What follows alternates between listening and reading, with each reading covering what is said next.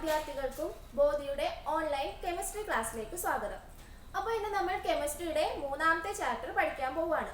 മൂന്നാമത്തെ ചാപ്റ്ററിന്റെ പേരാണ് redox reactions and rate of chemical reactions.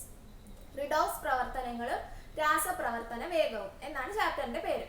അപ്പോൾ ഈ ചാപ്റ്ററിൽ നമ്മൾ രണ്ട് സെക്ഷനാണ് പഠിക്കുന്നത്. ഒന്ന് റിഡോക്സ് റിയാക്ഷൻസിനെ കുറിച്ച്, റിഡോക്സ് പ്രവർത്തനങ്ങളെ കുറിച്ച്, അതുപോലെ തന്നെ റേറ്റ് ഓഫ് കെമിക്കൽ റിയാക്ഷൻ രാസപ്രവർത്തനങ്ങളുടെ വേഗതയെക്കുറിച്ച്. ഓക്കെ, അതവിടെ നിൽക്കട്ടെ. അപ്പോൾ നമുക്ക് നമ്മുടെ ചുറ്റുപാടും രണ്ട് ടൈപ്പ് ഓഫ് ചേഞ്ചസ്, മാറ്റങ്ങൾ ഉണ്ടെന്ന് നമുക്കറിയാം. ഇതൊക്കെ നിങ്ങൾ ചെറിയ ക്ലാസ്സിൽ പഠിക്കുന്നതാണ്. ഏതൊക്കെയാണ് ആ changes? Physical changes and chemical changes. ഭൗതിക മാറ്റവും ഉണ്ട്, രാസമാറ്റങ്ങളും ഉണ്ട്. ഇതിൽ എന്താണ് ഇത് തമ്മിലുള്ള ഡിഫറൻസ്? നിങ്ങൾക്ക് എല്ലാവർക്കും അറിയാമായിരിക്കും, എന്നാലും ഞാൻ എക്സാമ്പിൾസ് വെച്ച് ഒന്നും കൂടി പറയാം. എന്താണ് ഫിസിക്കൽ ചേഞ്ചിന്റെ പ്രത്യേകത? ഒരു എക്സാമ്പിൾ പറയുവാണെങ്കിൽ നമ്മുടെ വാട്ടർ സോളിഡ് സ്റ്റേറ്റിലുള്ള ഐസിലിരിക്കുന്നു. നമ്മുടെ ജലം ഐസായിട്ട് ഖരാവസ്ഥയിലുള്ള ഐസിലിരിക്കുന്നു. ഇതിന് നമ്മൾ കൂൾ ചെയ്യുമ്പോൾ, തണുപ്പിക്കുമ്പോൾ ഇതെന്തായി മാറും? ചൂടാക്കുമ്പോൾ, ഹീറ്റ് ചെയ്യുമ്പോൾ ഇതെന്തായി മാറുന്നു? ദ്രാവകമായിട്ട്, ജലമായിട്ട് മാറും. ലിക്വിഡ് സ്റ്റേറ്റിലുള്ള വാട്ടർ ആയിട്ട് മാറുന്നു. അപ്പോൾ ഈ ചേഞ്ച് ഇവിടെ ഐസ് വാട്ടറായി, ഐസ് ജലമായിട്ട് മാറി. ഇങ്ങനെ മാറിയപ്പോൾ ഇവിടെ എന്താണ് സംഭവിച്ചത്?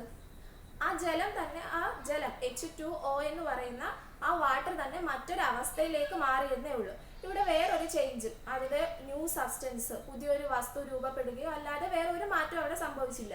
ഫിസിക്കലായിട്ട്, അതിന്റെ ഭൗതികപരമായിട്ട് കുറച്ച് മാറ്റങ്ങൾ, അതിന്റെ അവസ്ഥയിലും അതിന്റെ ആ ഷേപ്പിലും സ്ട്രക്ചറിലൊക്കെ ചില വ്യത്യാസങ്ങൾ വന്നേ ഉള്ളൂ. പക്ഷെ അവിടെ H2O എന്ന് പറയുന്ന വാട്ടർ അത് തന്നെയാണ്, അതിന്റെ സ്റ്റേറ്റിൽ മാത്രമേ ഡിഫറൻസ് വന്നിട്ടുള്ളൂ.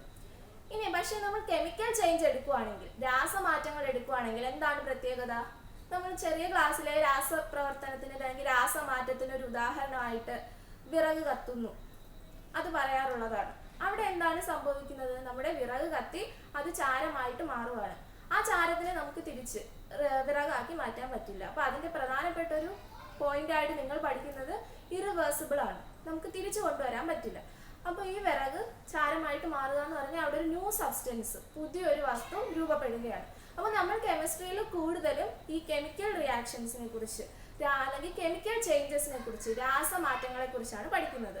രാസമാറ്റം സംഭവിച്ച് പുതിയൊരു വസ്തു രൂപപ്പെടുന്നു. അപ്പോൾ അതിനെക്കുറിച്ചൊക്കെയാണ് നമ്മൾ കെമിസ്ട്രിയിൽ കൂടുതലും പഠിക്കുന്നത്. അപ്പോൾ അങ്ങനെയുള്ള ചില റിയാക്ഷൻസിന്റെ കുറച്ച് കാര്യങ്ങളൊക്കെയാണ് നമ്മൾ ഈ ചാപ്റ്ററിൽ പഠിക്കുന്നത്. അപ്പോൾ ഇവിടെ നമുക്ക് ആവശ്യം കെമിക്കൽ ചേഞ്ചസ് ആണ്. കെമിക്കൽ ചേഞ്ചസ് ആണ് നമ്മുടെ ചാപ്റ്ററിന്റെ ബേസ് എന്ന് പറയുന്നത്. അപ്പോൾ നമുക്ക് ഒരു കെമിക്കൽ റിയാക്ഷൻ എടുക്കാം. നിങ്ങൾക്ക് ടെസ്റ്റിൽ ഒരു രണ്ട് സിറ്റുവേഷൻ തന്നിട്ടുണ്ട്. ഒരു റിയാക്ഷന്റെ, ഒരു രാസപ്രവർത്തനത്തിന്റെ രണ്ട് സിറ്റുവേഷൻ തന്നിട്ടുണ്ട്. ആ രണ്ട് സാഹചര്യങ്ങളും ഒന്ന് നോക്കുക. ഒരു ടേബിൾ തന്നിട്ടുണ്ട്. ഓക്കെ, അപ്പോൾ ഇവിടെ ഹൈഡ്രജൻ ക്ലോറിനുമായിട്ട് പ്രവർത്തിച്ച് ഹൈഡ്രജൻ ക്ലോറൈഡ് ഉണ്ടാവുന്ന ആ സിറ്റുവേഷനാണ് തന്നിരിക്കുന്നത്. അതിൽ തന്നെ രണ്ട് സിറ്റുവേഷൻസ് തന്നിട്ടുണ്ട്. ആദ്യം എന്താണ്? ഹൈഡ്രജൻ എത്ര എടുക്കുന്നു? 2 ഗ്രാം ഹൈഡ്രജൻ എടുക്കുന്നു. അതുപോലെ തന്നെ ക്ലോറിൻ 71 ഗ്രാം, 71 ഗ്രാം ക്ലോറിൻ എടുക്കുന്നു. ഇത് രണ്ടും കൂടെ റിയാക്ട് ചെയ്യുമ്പോൾ 73 ഗ്രാം ഹൈഡ്രജൻ ക്ലോറൈഡ് കിട്ടുന്നു. ഇനി രണ്ടാമത്തെ സിറ്റുവേഷൻ. അപ്പോൾ അതവിടെ നിൽക്കട്ടെ. ഇനി നമുക്ക് ഫസ്റ്റ് സിറ്റുവേഷൻ അല്ലേ ഇപ്പോൾ പറഞ്ഞത്. അപ്പോൾ ഈ ഫസ്റ്റ് സിറ്റുവേഷൻ ഒന്ന് നിങ്ങൾ നോക്കിക്കേ.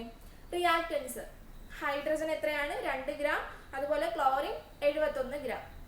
ഇതില് ആ രണ്ട് റിയാക്റ്റൻസിന്റെയും മാസ്, ടോട്ടൽ മാസ് ഒന്ന് നിങ്ങൾ കൂട്ടി നോക്കിക്കേ. 2 + 71, അതായത് അഭികാരങ്ങളും ഉൽപ്പന്നങ്ങളും എന്ന് പറഞ്ഞാൽ എന്താണെന്ന് നിങ്ങൾക്ക് അറിയാമെന്ന് വിശ്വസിക്കുന്നു. അഭികാരങ്ങൾ എന്ന് പറഞ്ഞാൽ ഈ രാസപ്രവർത്തനത്തിൽ പങ്കെടുക്കുന്ന ആൾക്കാർ, റിയാക്റ്റൻസ് എന്ന് പറയും. അതുപോലെ കിട്ടുന്ന ഉൽപ്പന്നത്തെയാണ് പ്രൊഡക്ട്സ് എന്ന് പറയുന്നത്. അപ്പോൾ അഭികാരങ്ങളുടെ ആകെ മാസം എടുത്തേ, അതായത് ഹൈഡ്രജന്റെ മാസം ക്ലോറിന്റെ മാസം കൂട്ടി നോക്കുക.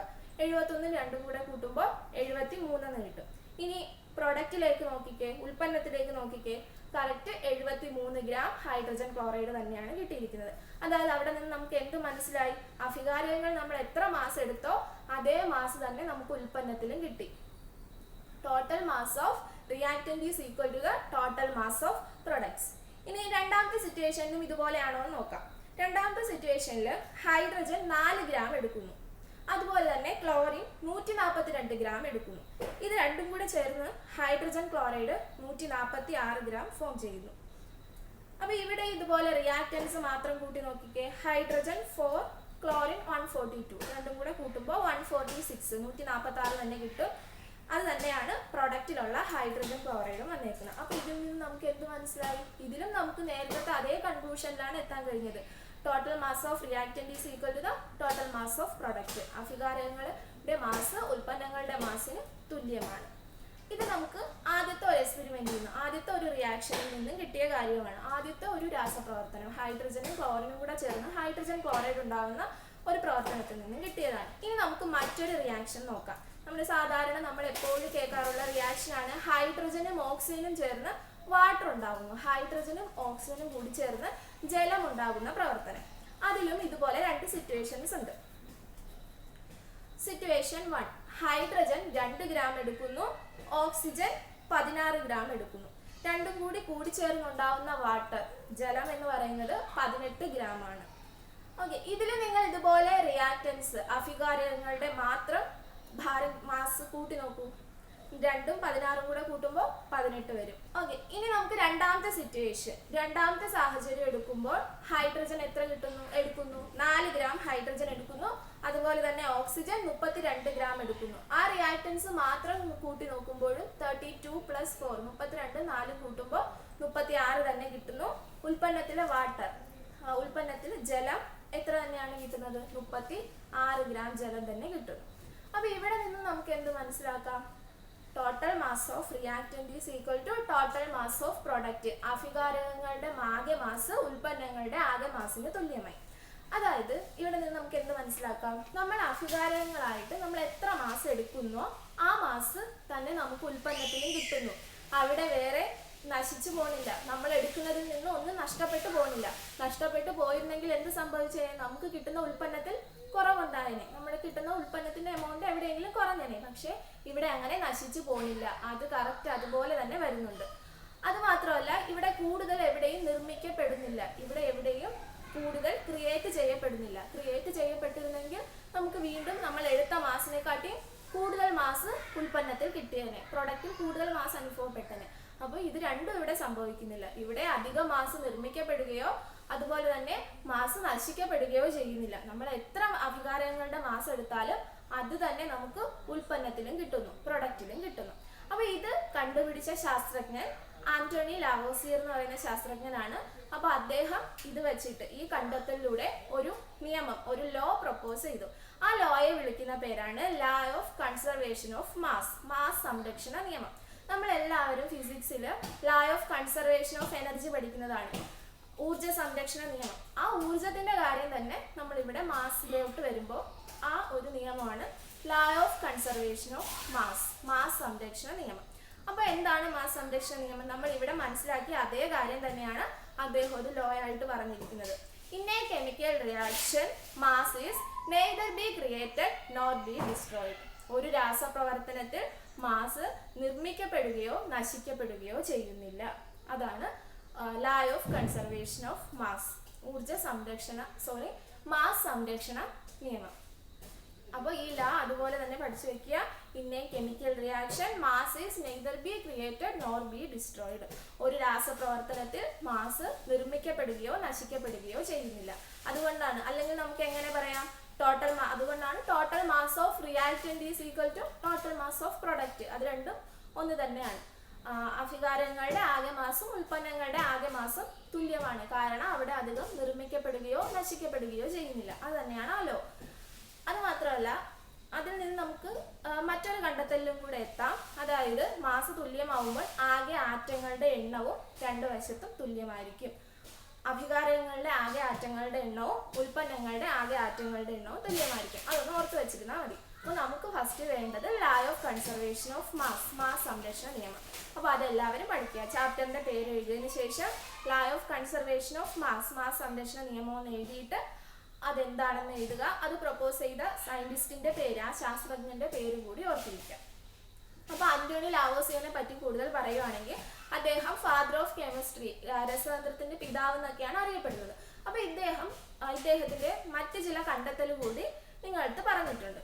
ഇദ്ദേഹം നമ്മുടെ ബേണിംഗ് എന്ന് പറയുന്ന പ്രവർത്തനം, ബേണിംഗ് എന്ന് പറഞ്ഞാൽ കത്തുക. ഈ കത്തുന്ന പ്രവർത്തനത്തിൽ ഓക്സിജന്റെ റോള്, ഓക്സിജന്റെ സാന്നിധ്യത്തെ കുറിച്ച് വിശദീകരിച്ചത് ഇദ്ദേഹമാണ്. അതായത് ഇപ്പോൾ നമ്മൾ എന്തെങ്കിലും കത്തിച്ചുകൊണ്ടിരിക്കുമ്പോൾ നമ്മൾ എന്തെങ്കിലും അതിന് ആ കത്തുന്ന, ഇപ്പോൾ എക്സാമ്പിൾ മെഴുകുതിരി കത്തിക്കുകയാണ്, ആ കത്തിയിരിക്കുന്ന മെഴുകുതിരിയിൽ നമ്മൾ എന്തെങ്കിലും വെച്ച് മൂടുമ്പോൾ എന്ത് ചെയ്യുന്നു, അത് അണങ്ങി പോകുന്നു. അതായത് അവിടെ ഓക്സിജൻ ഇല്ലാത്തത് കൊണ്ടാണ് അത് അണയുന്നത്. അല്ലെങ്കിൽ നമുക്ക് എന്തെന്ന് പറയാം, ഓക്സിജൻ കത്താൻ സഹായിക്കുന്ന വാതകമാണ്. അപ്പോൾ ഓക്സിജന്റെ പ്രസൻസ് ഉണ്ടെങ്കിൽ ബേണിംഗ് നടക്കും. അപ്പോൾ ഈ ഒരു കാര്യം ബേണിങ്ങിൽ ഓക്സിജന്റെ റോള് കണ്ടെത്തിയതും ഇദ്ദേഹമാണ്. പിന്നെ നമ്മുടെ ബ്രീത്തിങ് എന്ന് പറയുന്ന പ്രോസസ്സ്, നമ്മൾ ഇന്ന് ശ്വസിക്കുന്നു, ആ ശ്വസനം എന്ന് പറയുന്ന ആ പ്രോസസ്സിൽ, ആ പ്രക്രിയയിൽ നമ്മൾ അകത്തേക്ക് എടുക്കുന്നത് ഓക്സിജൻ ആണെന്നും പുറത്തേക്ക് കളയുന്നത് കാർബൺ ഡൈ ഓക്സൈഡ് ആണെന്നും കണ്ടെത്തിയതും ഈ ശാസ്ത്രജ്ഞനാണ്. അത് മാത്രമല്ല, ഇനി ഇദ്ദേഹത്തിന്റെ മറ്റു ചില കണ്ടെത്തലുകൾ പറയുവാണെങ്കിൽ,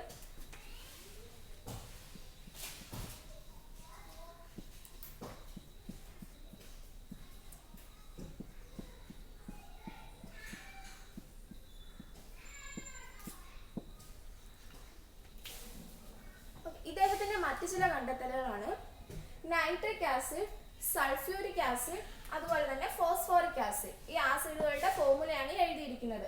നൈട്രിക് ആസിഡ് എന്ന് പറഞ്ഞാൽ HNO3, സൾഫ്യൂരിക് ആസിഡ് എന്ന് പറഞ്ഞാൽ H2SO4, ഫോസ്ഫോറിക് ആസിഡ് എന്ന് പറഞ്ഞാൽ H3PO4. ഇതിലൊക്കെ എന്ത് കോമൺ ആയിട്ടുണ്ട്? ഓക്സിജൻ ഉണ്ട്, O ഉണ്ട്, എല്ലാത്തിലും O ഉണ്ട്, ഓക്സിജന്റെ പ്രസൻസ് ഉണ്ട്. അപ്പൊ ഇങ്ങനെ ഈ പറയുന്ന ആസിഡ്സിലെല്ലാം ഓക്സിജൻ ഉണ്ടെന്ന് കണ്ടെത്തിയതും ഇദ്ദേഹമാണ്. നൈട്രിക് ആസിഡിലും സൾഫ്യൂരിക് ആസിഡിലും ഫോസ്ഫോറിക് ആസിഡിലും ഓക്സിജന്റെ പ്രസൻസ് ഉണ്ടെന്ന് കണ്ടെത്തിയതും ഇദ്ദേഹമാണ്.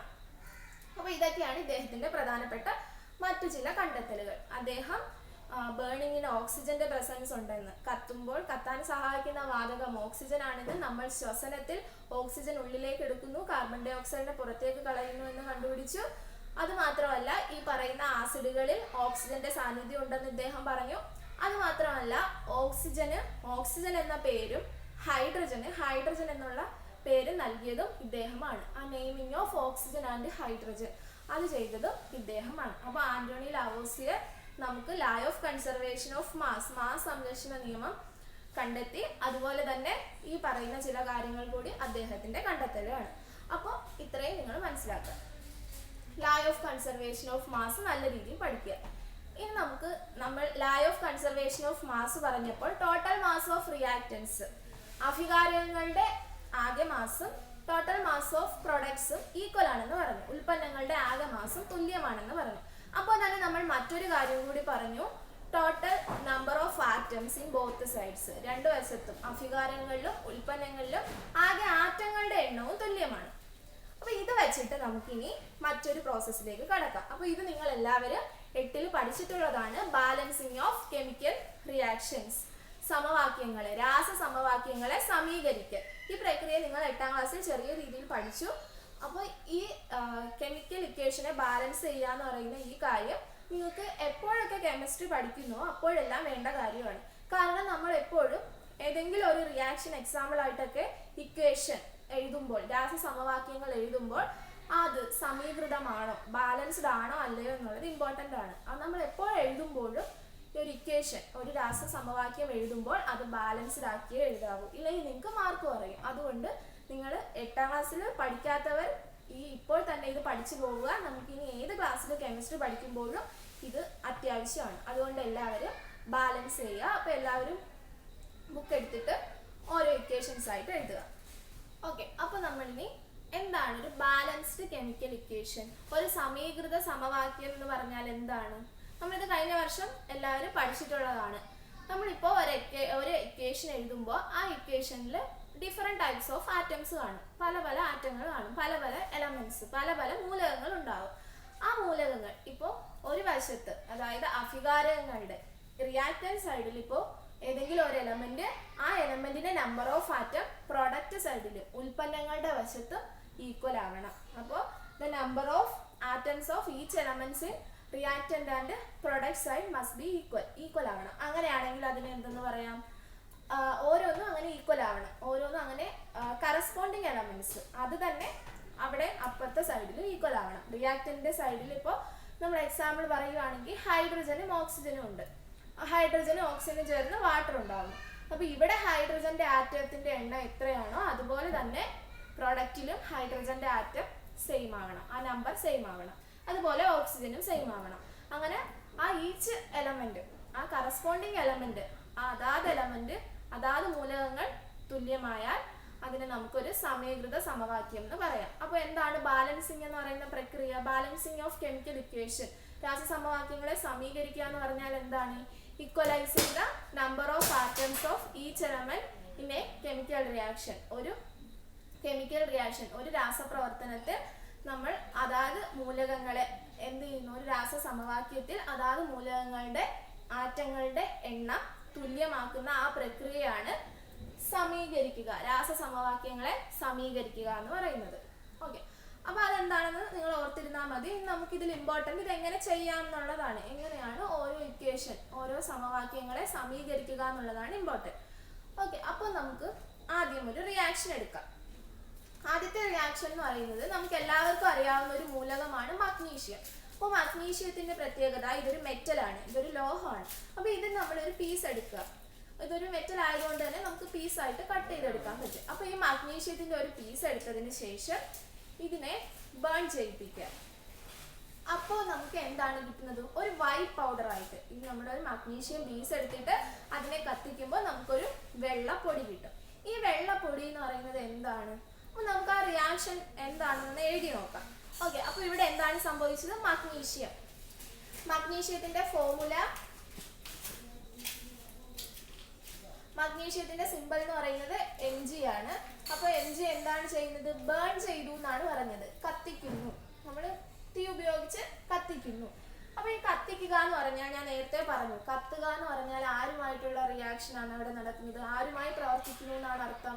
ഓക്സിജനുമായിട്ട് പ്രവർത്തിക്കുന്നു. സാധാരണ നമ്മൾ എവിടെ ബേണിംഗ് എന്ന് കേട്ടാൽ, ഇപ്പൊ ആര് ബേൺ ചെയ്തു എന്ന് പറഞ്ഞാൽ, ഇതിപ്പോ കോപ്പർ ആയിക്കോട്ടെ, ഏത് എലമെന്റ് ആയിക്കോട്ടെ, അത് ബേൺ ചെയ്യുന്നു എന്ന് പറഞ്ഞാൽ അത് ആരുമായിട്ട് റിയാക്ട് ചെയ്യുന്നു എന്നാണ്? ഓക്സിജനുമായിട്ട് റിയാക്ട് ചെയ്യുന്നു എന്നാണ് അർത്ഥം. അപ്പോൾ നമ്മൾ ഇവിടെ റിയാക്റ്റന്റിൽ വരുന്ന മറ്റൊരു എലമെന്റ് ഏതാണ്? ഓക്സിജൻ. O2 എന്ന് എഴുതാനുള്ള കാരണമൊക്കെ നിങ്ങൾക്ക് അറിയാമെന്ന് വിശ്വസിക്കുന്നു. ഓക്സിജൻ നമ്മൾ ഡയാറ്റോമിക്, മോണോ അറ്റോമിക്, ഏകാറ്റോമികം, ദ്വയാറ്റോമികം ഒക്കെ കഴിഞ്ഞ വർഷം പഠിച്ചതാണ്. അപ്പോൾ അതിൽ എന്താണ് പറഞ്ഞത്? ഇവ എന്താണ്? സ്വതന്ത്രമായിട്ട് രണ്ട് ആറ്റങ്ങളായിട്ടേ കാണുകയുള്ളൂ എങ്കിൽ, ഈ ഫ്രീ ആയിട്ട് ഇൻഡിപെൻഡന്റ് ആയിട്ട് 2 ആറ്റംസ് ഗ്രൂപ്പ് ചെയ്താണ് കാണുന്നതെങ്കിൽ അവരെ വിളിക്കുന്ന പേര് ഡയാറ്റോമിക് ആണ്. അപ്പോൾ ഓക്സിജൻ അങ്ങനെയുള്ള ഒരു ആറ്റമാണ്. ഓക്സിജന് ഒരാറ്റമായിട്ട് നിലനിൽക്കാൻ പറ്റില്ല, അവരെപ്പോഴും 2 ആറ്റം കൂടി ചേർന്നേ നിലനിൽക്കൂ. അപ്പോൾ കത്തുക എന്ന് പറഞ്ഞാൽ നമ്മുടെ അന്തരീക്ഷത്തിലുള്ള ഓക്സിജനുമായിട്ട് റിയാക്ട് ചെയ്യുക എന്നാണ് അർത്ഥം. അപ്പോൾ ഇവിടെ അന്തരീക്ഷത്തിലുള്ള ഓക്സിജൻ സാധാരണ O2 ആയിട്ടേ നിലനിൽക്കാറുള്ളൂ, അതുകൊണ്ടാണ് O2 ആയിട്ട് റിയാക്ട് ചെയ്യുന്നത്. അങ്ങനെ ഓക്സിജനുമായിട്ട് റിയാക്ട് ചെയ്താൽ നമുക്കൊരു വൈറ്റ് പൗഡർ കിട്ടുമെന്നല്ലേ പറഞ്ഞത്? ആ വെള്ളപ്പൊടി എന്താണെന്ന് നോക്കാം. ഓക്കെ, റിയാക്ട് ചെയ്യുന്ന ആരോ ഇട്ടു. ഇനി സാധാരണ ഏതെങ്കിലും ഒരു എലമെന്റ് ഓക്സിജനുമായിട്ട് റിയാക്ട് ചെയ്താൽ കിട്ടുന്നത് ആ എലമെന്റിന്റെ കറസ്പോണ്ടിങ് ഓക്സൈഡുകളായിരിക്കും. സാധാരണ ഓക്സിജനുമായിട്ട് ഏതെങ്കിലും ഒരു മൂലകം റിയാക്ട് ചെയ്യുകയാണെങ്കിൽ ആ മൂലകത്തിന്റെ ഓക്സൈഡാണ് നമുക്ക് കിട്ടാറുള്ളത്. അപ്പോൾ മഗ്നീഷ്യം ഓക്സിജനുമായിട്ട് റിയാക്ട് ചെയ്താൽ മഗ്നീഷ്യം ഓക്സൈഡാണ് കിട്ടുന്നത്. മഗ്നീഷ്യം ഓക്സൈഡിനെ എങ്ങനെ എഴുതാം? MgO എന്ന് എഴുതാം. അപ്പോൾ മഗ്നീഷ്യം ഓക്സിജനുമായിട്ട് റിയാക്ട് ചെയ്തു നമുക്ക് കിട്ടിയ വൈറ്റ് പൗഡർ എന്ന് പറയുന്നത് മഗ്നീഷ്യം ഓക്സൈഡ് ആണ്. അപ്പോൾ എല്ലാവരും ഈ ഇക്വേഷൻ എഴുതുക. ഇനി നമ്മൾ നോക്കാൻ പോകുന്നത് ഈ ഇക്വേഷൻ ബാലൻസ്ഡ് ആണോ എന്നാണ്. അല്ലെങ്കിൽ എന്ത് ചെയ്യുക? ഇതിനെ ബാലൻസ്ഡ് ആക്കുക. ഇത് സമീകൃതമാണോ എന്ന് നോക്കുക. സമീകൃതം അല്ലെങ്കിൽ ഇതിനെ സമീകരിക്കുക. ഓക്കെ, അതെങ്ങനെയായിരുന്നു നമ്മൾ നോക്കുന്നത്? റിയാക്റ്റന്റ് അഭികാരങ്ങളുടെ വശത്ത് ആരൊക്കെയാണുള്ളത്? Mg, magnesium, oxygen.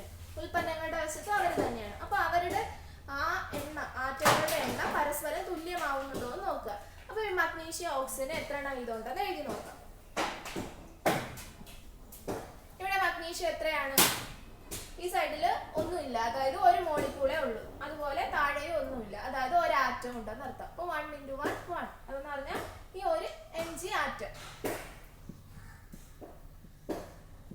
അതുപോലെ ഓക്സിജൻ എത്ര ആറ്റം ഉണ്ട്?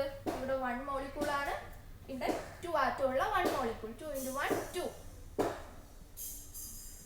ഓക്കെ, ഇനി നമ്മൾ എന്ത് ചെയ്യാം? പ്രൊഡക്റ്റ് സൈഡിൽ നോക്കുക. പ്രൊഡക്റ്റ് സൈഡിൽ നോക്കിക്കേ, മഗ്നീഷ്യം എത്ര തന്നെയാണ്? 1.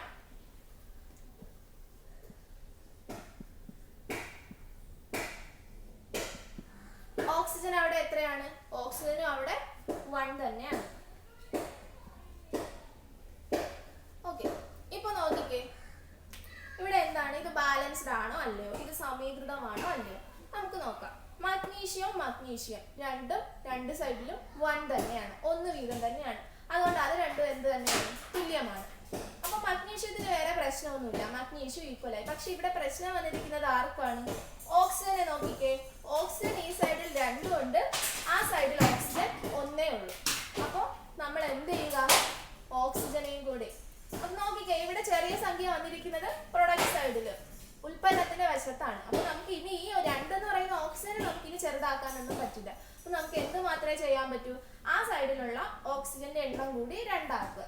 അപ്പൊ 1ന്റെ മൾട്ടിപ്പിൾ 2 വരും. അതുകൊണ്ട് നമുക്ക് ആ 1നെ അങ്ങ് 2 ആക്കാം, ഈസി ആയിട്ട് 2 ആക്കാം. അപ്പൊ പ്രശ്നം വന്നിരിക്കുന്നത് പ്രൊഡക്റ്റ് സൈഡിലായതുകൊണ്ട് തന്നെ നമ്മൾ നേരെ പ്രൊഡക്റ്റ് സൈഡിലേക്ക് പോയിട്ട് അവിടുത്തെ ഓക്സിജനെ 2 ആക്കുക.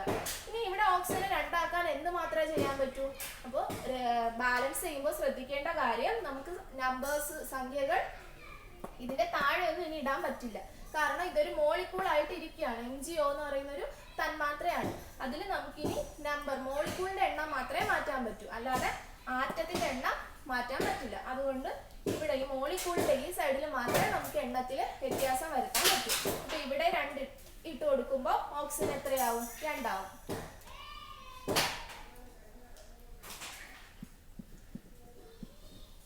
ഇപ്പൊ നോക്കിക്കേ, ഓക്സിജൻ എത്രയായി, 2 ആയി. അപ്പൊ നിങ്ങൾ നോക്കിക്കേ, ഓക്സിജൻ 2 ആയി. ഈ 2 എന്ന് പറയുന്നത് ആർക്കൊക്കെ ബാധകമാണ്, ഈ മഗ്നീഷ്യത്തിനും ബാധകമാണ്, ഈ ഓക്സിജനും ബാധകമാണ്. അപ്പൊ ഈ മഗ്നീഷ്യം എന്തായി മാറി, 2 ആയി മാറി. ഇപ്പൊ ഇത് ബാലൻസ്ഡ് ആണോ എന്ന് നോക്കിക്കേ. അപ്പൊ വീണ്ടും പ്രശ്നം വന്നു, ആർക്കാണ്, മഗ്നീഷ്യത്തിന് പ്രശ്നം. മഗ്നീഷ്യം നോക്കൂ, അവിടെ ഇപ്പൊ 2 ആയപ്പോ ഇവിടെ മഗ്നീഷ്യം 1 ഉള്ളൂ. അപ്പൊ നമുക്ക് ഇനി ഇവിടുത്തെ മഗ്നീഷ്യത്തിനെ കൂടി 2 ആക്കി മാറ്റാം. അപ്പൊ ഇവിടുത്തെ മഗ്നീഷ്യത്തിനെ 2 ആക്കണമെങ്കിൽ അത് ഏത് സൈഡിലാണ് പ്രശ്നം വന്നിരിക്കുന്നത്, റിയാക്ടന്റ് സൈഡിലാണ്. അപ്പൊ റിയാക്ടന്റ് സൈഡിൽ മഗ്നീഷ്യം ഉള്ളത് എവിടെയാണ്, ഇവിടെയാണ്. അപ്പൊ ഇവിടെ നമുക്ക് എന്ത് ചെയ്യാം, 2 ഇട്ട് കൊടുക്കാം.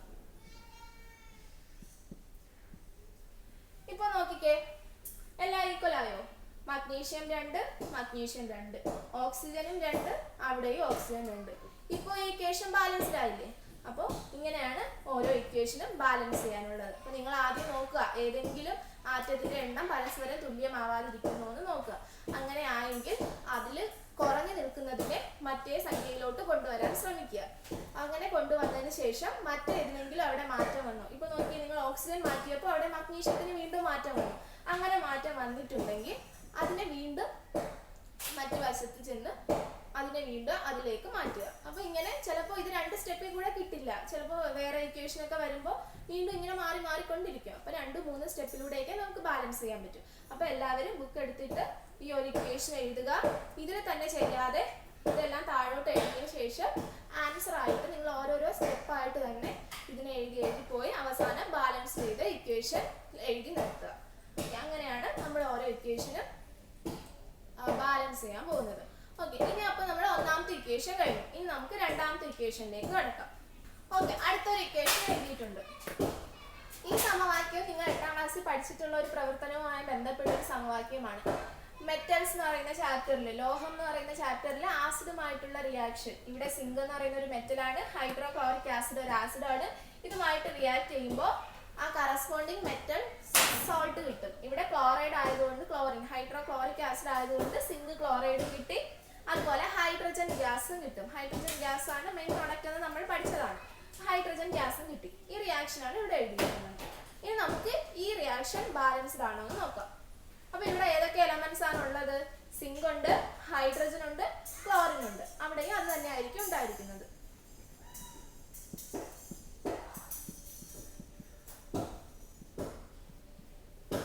ഓക്കെ, ഓരോ സൈഡിലും സിങ്ക് എത്രയാണ്, ഹൈഡ്രജൻ എത്രയാണ്, ക്ലോറിൻ എത്രയാണെന്ന് നോക്കാം. അപ്പൊ നമ്മൾ ആദ്യമൊക്കെ ചെയ്യുമ്പോൾ ഇങ്ങനെ എഴുതി തന്നെ ചെയ്യുക. അല്ലാതെ നമുക്ക് ഒറ്റയടിക്ക് തന്നെ ഇതൊന്നും എഴുതാതെ തന്നെ ഈ ഇക്വേഷനിൽ നോക്കി തന്നെ കണ്ടുപിടിക്കാൻ പറ്റുന്നവരാണെങ്കിൽ അങ്ങനെ ചെയ്യുക. അപ്പൊ ഇപ്പൊ നമ്മൾ ആദ്യം 2-3 ഇക്വേഷൻസ് ഒക്കെ ചെയ്യുമ്പോൾ ഇങ്ങനെ തന്നെ എഴുതി നോക്കുക. അപ്പൊ നിങ്ങൾക്ക് കൂടുതലും മനസ്സിലാവും. അപ്പൊ ഇവിടെ സിങ്ക് എത്രയാണ്, 1. ഹൈഡ്രജൻ എത്ര തന്നെയാണ്, 1. ക്ലോറിനും 1. നമുക്ക് ആ സൈഡിലും ഇതുപോലെ സിങ്കും ക്ലോറിനും ഹൈഡ്രജനും എത്രയാണെന്ന് നോക്കാം.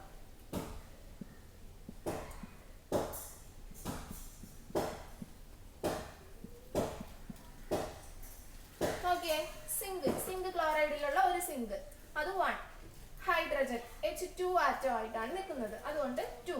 ക്ലോറിനും അതുപോലെ സിങ്ക് ക്ലോറൈഡിൽ 2 ക്ലോറിൻ ഉണ്ട്, അതുകൊണ്ട് അതും 2.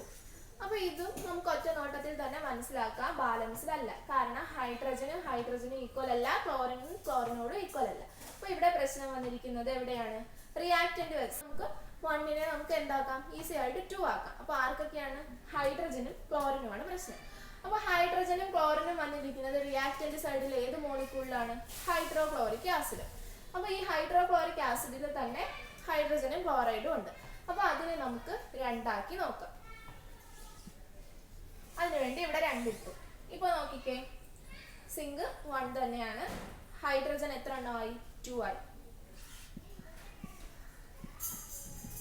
അതുപോലെ ക്ലോറിനും 2 ആയി. അപ്പൊ നമുക്ക് ഈസി ആയിട്ട് ചെയ്തു. അത് രണ്ടും ഒരേ സ്ഥലത്ത് തന്നെ വന്നതുകൊണ്ട് നമുക്ക് ഈസി ആയിട്ട് ഒരു സ്ഥലത്ത് 2 ഇട്ടപ്പോൾ തന്നെ രണ്ടും 2 ആയിട്ട് മാറി, എല്ലാം ഈക്വൽ ആയി. ഇപ്പോൾ ഇക്വേഷൻ എന്തായി? ബാലൻസ്ഡ് ആയി, സമീകൃതമായി. അപ്പോൾ നിങ്ങൾ ഇങ്ങനെ ഈസി ആയിട്ടുള്ള ഇക്വേഷൻസ് കാണാം, അതുപോലെ തന്നെ കുറച്ച് ടഫ് ആയിട്ടുള്ളതും വരാം. അപ്പോൾ എല്ലാം ഇങ്ങനെ ബാലൻസ് ചെയ്ത് പഠിക്കുക, സമീകരിച്ച് പഠിക്കുക. ഓക്കെ, അപ്പോൾ 2 ഇക്വേഷനും മനസ്സിലായല്ലോ. ഇനി നമുക്ക് അടുത്ത ഇക്വേഷനിലേക്ക് കിടക്കാം. ഓക്കെ, അടുത്തത് നമുക്ക് എല്ലാവർക്കും പരിചിതമായ ഒരു പ്രവർത്തനമാണ്. ഹൈഡ്രജനും ഓക്സിജനും ചേർന്ന് വാട്ടർ ഉണ്ടാവുന്നു, ജലമായിട്ട് മാറുന്നു. അപ്പോൾ അറ്റ്മോസ്ഫിയറിൽ നമ്മുടെ ഹൈഡ്രജൻ H2 ഡയറ്റോമിക് ആണ്, ഓക്സിജനും ഡയറ്റോമിക് ആണ്. അതുകൊണ്ട് ഡയറ്റോമിക് ആയിട്ടുള്ള അവ രണ്ടുപേരും കൂടെ കൂടിച്ചേർന്ന് H2O എന്ന് പറയുന്ന വാട്ടർ ജലമായിട്ട് മാറുന്നു. ഇവിടെ ഉള്ളത് ഹൈഡ്രജനും ഓക്സിജനും ആണ്. അപ്പോൾ ഇതിന്റെ നമ്പേഴ്സ് നോക്കാം.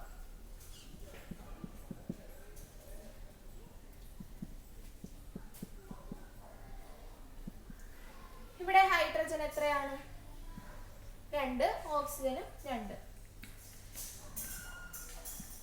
അവിടെ ഹൈഡ്രജൻ 2 എണ്ണം ഉണ്ട്, പക്ഷെ ഓക്സിജൻ 1 എണ്ണേ ഉള്ളൂ. അപ്പൊ ഇവിടെ ആർക്കാണ് പ്രശ്നം വന്നിരിക്കുന്നത്? പ്രൊഡക്റ്റ് സൈഡിലുള്ള, ഉൽപ്പന്നത്തിന്റെ സൈഡിലുള്ള ഓക്സിജൻ കുറവാണ്.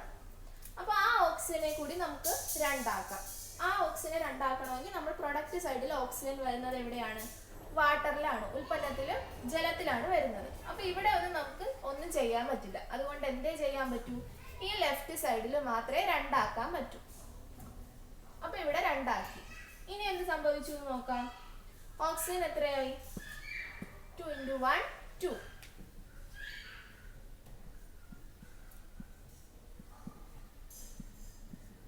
ഹൈഡ്രജൻ അവിടെ 4 എന്ന് എഴുതാനുള്ള കാരണം, ഓക്കെ, ഈ 2 ഇവിടെ വന്നപ്പോൾ 2 × 2 2 മോളിക്യൂളുള്ള 2 ഹൈഡ്രജൻ ആറ്റം, 2 ആറ്റം വീതമുള്ള ഹൈഡ്രജൻ ആറ്റമായി മാറി. അതുകൊണ്ട് 2 × 2 4, 2 × 2 4 എണ്ണമായി മാറി. അപ്പോൾ ഇപ്പൊ എന്താണ്? വീണ്ടും ഇത് സമീകൃതം അല്ലാതെയായി മാറി, ബാലൻസ്ഡ് അല്ല. അപ്പൊ ഇവിടെ ഇനിയിപ്പോ ആർക്കാണ്? ഇപ്പൊ ഓക്സിജൻ ഈക്വൽ ആയി, 2 ആയി. ഇനി ഹൈഡ്രജൻ അവിടെ 4, ഇവിടെ 2 ആണ്. അപ്പൊ എവിടെയാണ് കുറവ്? ഈ റിയാക്റ്റന്റ് സൈഡിൽ, അഭികാരങ്ങളുടെ വശത്താണ് ഹൈഡ്രജന്റെ എണ്ണം കുറവ്. അപ്പൊ ഇവിടെ ഈ 2നെ വീണ്ടും ഒരു 2ന്റെ മൾട്ടിപ്പിൾ ആണ് 4, 2ന്റെ ഗുണനമാണ് 4 വരുന്നത്. അപ്പോൾ 2 × 2 4 ആവും. അപ്പോൾ ഒരു 2ഉം കൂടെ ഹൈഡ്രജൻ വന്നാൽ നമുക്ക് 4 ഹൈഡ്രജൻ കിട്ടും. അതിന് വേണ്ടിയിട്ട് എന്ത് ചെയ്യാം? റിയാക്റ്റന്റ് സൈഡിൽ, അഭികാരങ്ങളുടെ വശത്ത് എവിടെയാണ് ഹൈഡ്രജൻ ഉള്ളത്? ഈ ലെഫ്റ്റ് സൈഡിലാണ് ഹൈഡ്രജൻ ഉള്ളത്. ഓക്കെ, അപ്പൊ അവിടെ നമുക്ക് 2 ഇടാം.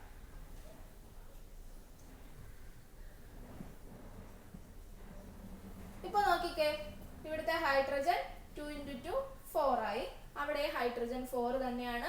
ഓക്സിജൻ ഇവിടെയും 2 ആണ്, അവിടെയും ഓക്സിജൻ 2 ആണ്. ഇപ്പോൾ ഇതെല്ലാം ഈക്വൽ, കറസ്പോണ്ടിങ് എലമെന്റ്സ്. ഹൈഡ്രജൻ ഹൈഡ്രജനോടും ഓക്സിജൻ ഓക്സിജനോടും തുല്യമായി. അപ്പോൾ ഇത് ഇപ്പോഴെന്തായി മാറി? സമീകൃത സമവാക്യമായി, ബാലൻസ്ഡ് കെമിക്കൽ ഇക്വേഷൻ ആയി. അപ്പോൾ ഇതേ രീതിയിൽ ചെയ്യുക. ഇനി അടുത്തത് 4ാമത്തെ മറ്റൊരു ഇക്വേഷൻ കൂടി നോക്കാം. ഓക്കെ, അടുത്തത് കുറച്ചും കൂടി സ്റ്റെപ്സ് നമുക്ക് വരും. ഓക്കെ, അപ്പോൾ ഇത് കുറച്ച് ടഫ് ആയിട്ടുള്ള ഇക്വേഷൻ ആണ്. അലൂമിനിയവും ഓക്സിജനും കൂടെ ചേർന്ന് അലൂമിനിയം ഓക്സൈഡ് ഉണ്ടാവുന്നു. അലൂമിനിയം ഓക്സൈഡിന്റെ ഫോർമുല Al2O3 ആണ്. അപ്പൊ അലൂമിനിയം ഓക്സിജനാണ് ഇവിടെയുള്ള മൂലകങ്ങൾ.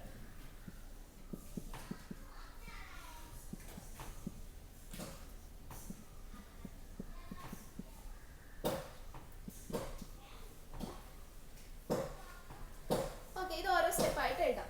അപ്പൊ ആദ്യം നോക്കിക്കേ, അലൂമിനിയം എത്രയാണുള്ളത്?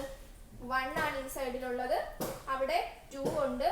ഓക്സിജൻ അതുപോലെ ഇവിടെ 2 ആണ്, അവിടെ 3 ആണ്. അപ്പൊ എല്ലാം ഡിഫറെന്റ് ആണ്. അപ്പൊ നമുക്കിത് മുഴുവനും മാറ്റണം.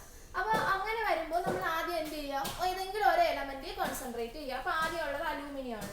അപ്പോൾ ആ 2 എന്നുള്ളത് ഇവിടെ നമുക്ക് 2 ആക്കി നോക്കാം. അപ്പോൾ അങ്ങനെ ചെയ്യണമെങ്കിൽ എന്ത് ചെയ്യുക, റിയാക്റ്റന്റ് സൈഡിൽ അഭികാരങ്ങളുടെ വശത്ത് 2 ആക്കുക.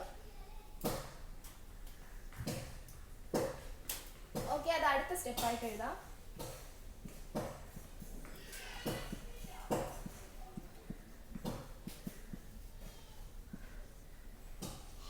ഓക്കെ, ഇപ്പൊ അലൂമിനിയം 2 സൈഡിലും 2 ആയിട്ടുണ്ട്. അപ്പൊ ഇനി നോക്കിക്കേ, അടുത്ത പ്രശ്നം വരുന്നത് ഓക്സിജൻ ആണ്. ഓക്സിജൻ 2ഉം 3ഉം ആണ്. അപ്പൊ നമുക്ക് ഈ 2നെ 3 ആക്കാൻ പറ്റില്ല, കാരണം 2ഉം 3ഉം ഒരിക്കലും മൾട്ടിപ്പിൾസ് അല്ല, ഒരേ ടേബിളിൽ, ഒരേ മൾട്ടിപ്ലിക്കേഷൻ ടേബിളിൽ ഇല്ല, ഒരേ ഗുണിതങ്ങളല്ല. അപ്പൊ നമുക്ക് രണ്ടും കൂടി വരുന്നത് 2 into 3 6. ഓക്കെ, അപ്പൊ നമുക്ക് എന്ത് ചെയ്യാം, ഓക്സിജൻ ഇവിടെ 2 ആണ്, അവിടെ 3 ആണ്. അപ്പൊ നമുക്കിതിനെ ഇവിടുത്തെ ഓക്സിജൻ 2ഉം അവിടുത്തെ ഓക്സിജൻ 3ഉം ആയതുകൊണ്ട് ഇവിടെ നമുക്ക് 3 ഇട്ട് കൊടുക്കാം.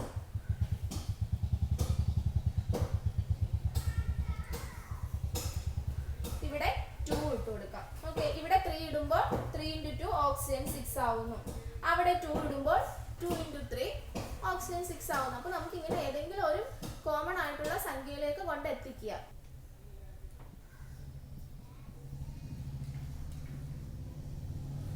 ഓക്കെ, ഇപ്പൊ നോക്കിയോ, ഓക്സിജൻ എല്ലാം ഈക്വൽ ആയി. ഓക്സിജൻ 6 ആയി 2 സൈഡിലും. അപ്പൊ നോക്കിയേ, നമ്മൾ നേരത്തെ അലൂമിനിയത്തിനെ 2 ആക്കി, പക്ഷേ എന്നിട്ടും അലൂമിനിയം ഇപ്പോൾ ആ ഓക്സിജനെ അറേഞ്ച് ചെയ്ത് കഴിഞ്ഞപ്പോൾ അലൂമിനിയത്തിന്റെ നമ്പർ വീണ്ടും മാറി.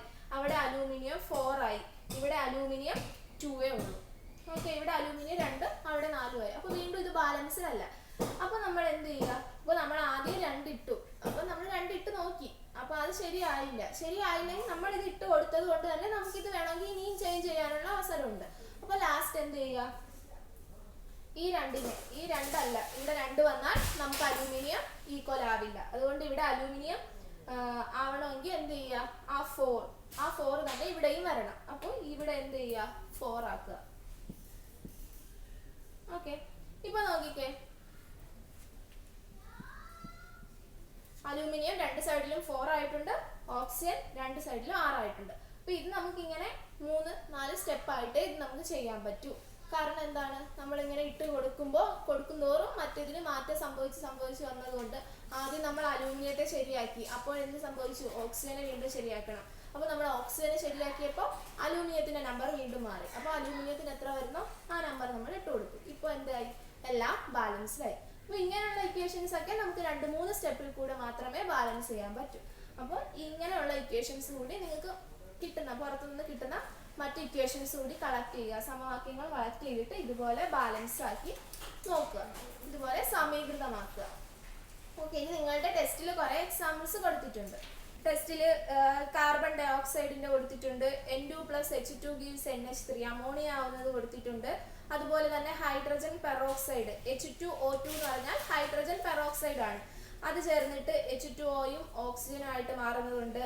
അതുപോലെ തന്നെ SO2 സൾഫർ ഡയോക്സൈഡും ഓക്സിജനും കൂടെ ചേർന്ന് SO3 എന്ന് പറഞ്ഞാൽ സൾഫർ ട്രയോക്സൈഡ് ആവുന്ന ഒരു ഇക്വേഷൻ കൊടുത്തിട്ടുണ്ട്. അതുപോലെ തന്നെ BaCl2 എന്ന് പറഞ്ഞാൽ ബേരിയം ക്ലോറൈഡും H2SO4 സൾഫ്യൂരിക് ആസിഡും കൂടി ചേർന്ന് BaSO4 ബേരിയം സൾഫേറ്റും HCl ഹൈഡ്രോക്ലോറിക് ആസിഡും ആവുന്ന ഇക്വേഷനുകളും കൊടുത്തിട്ടുണ്ട്.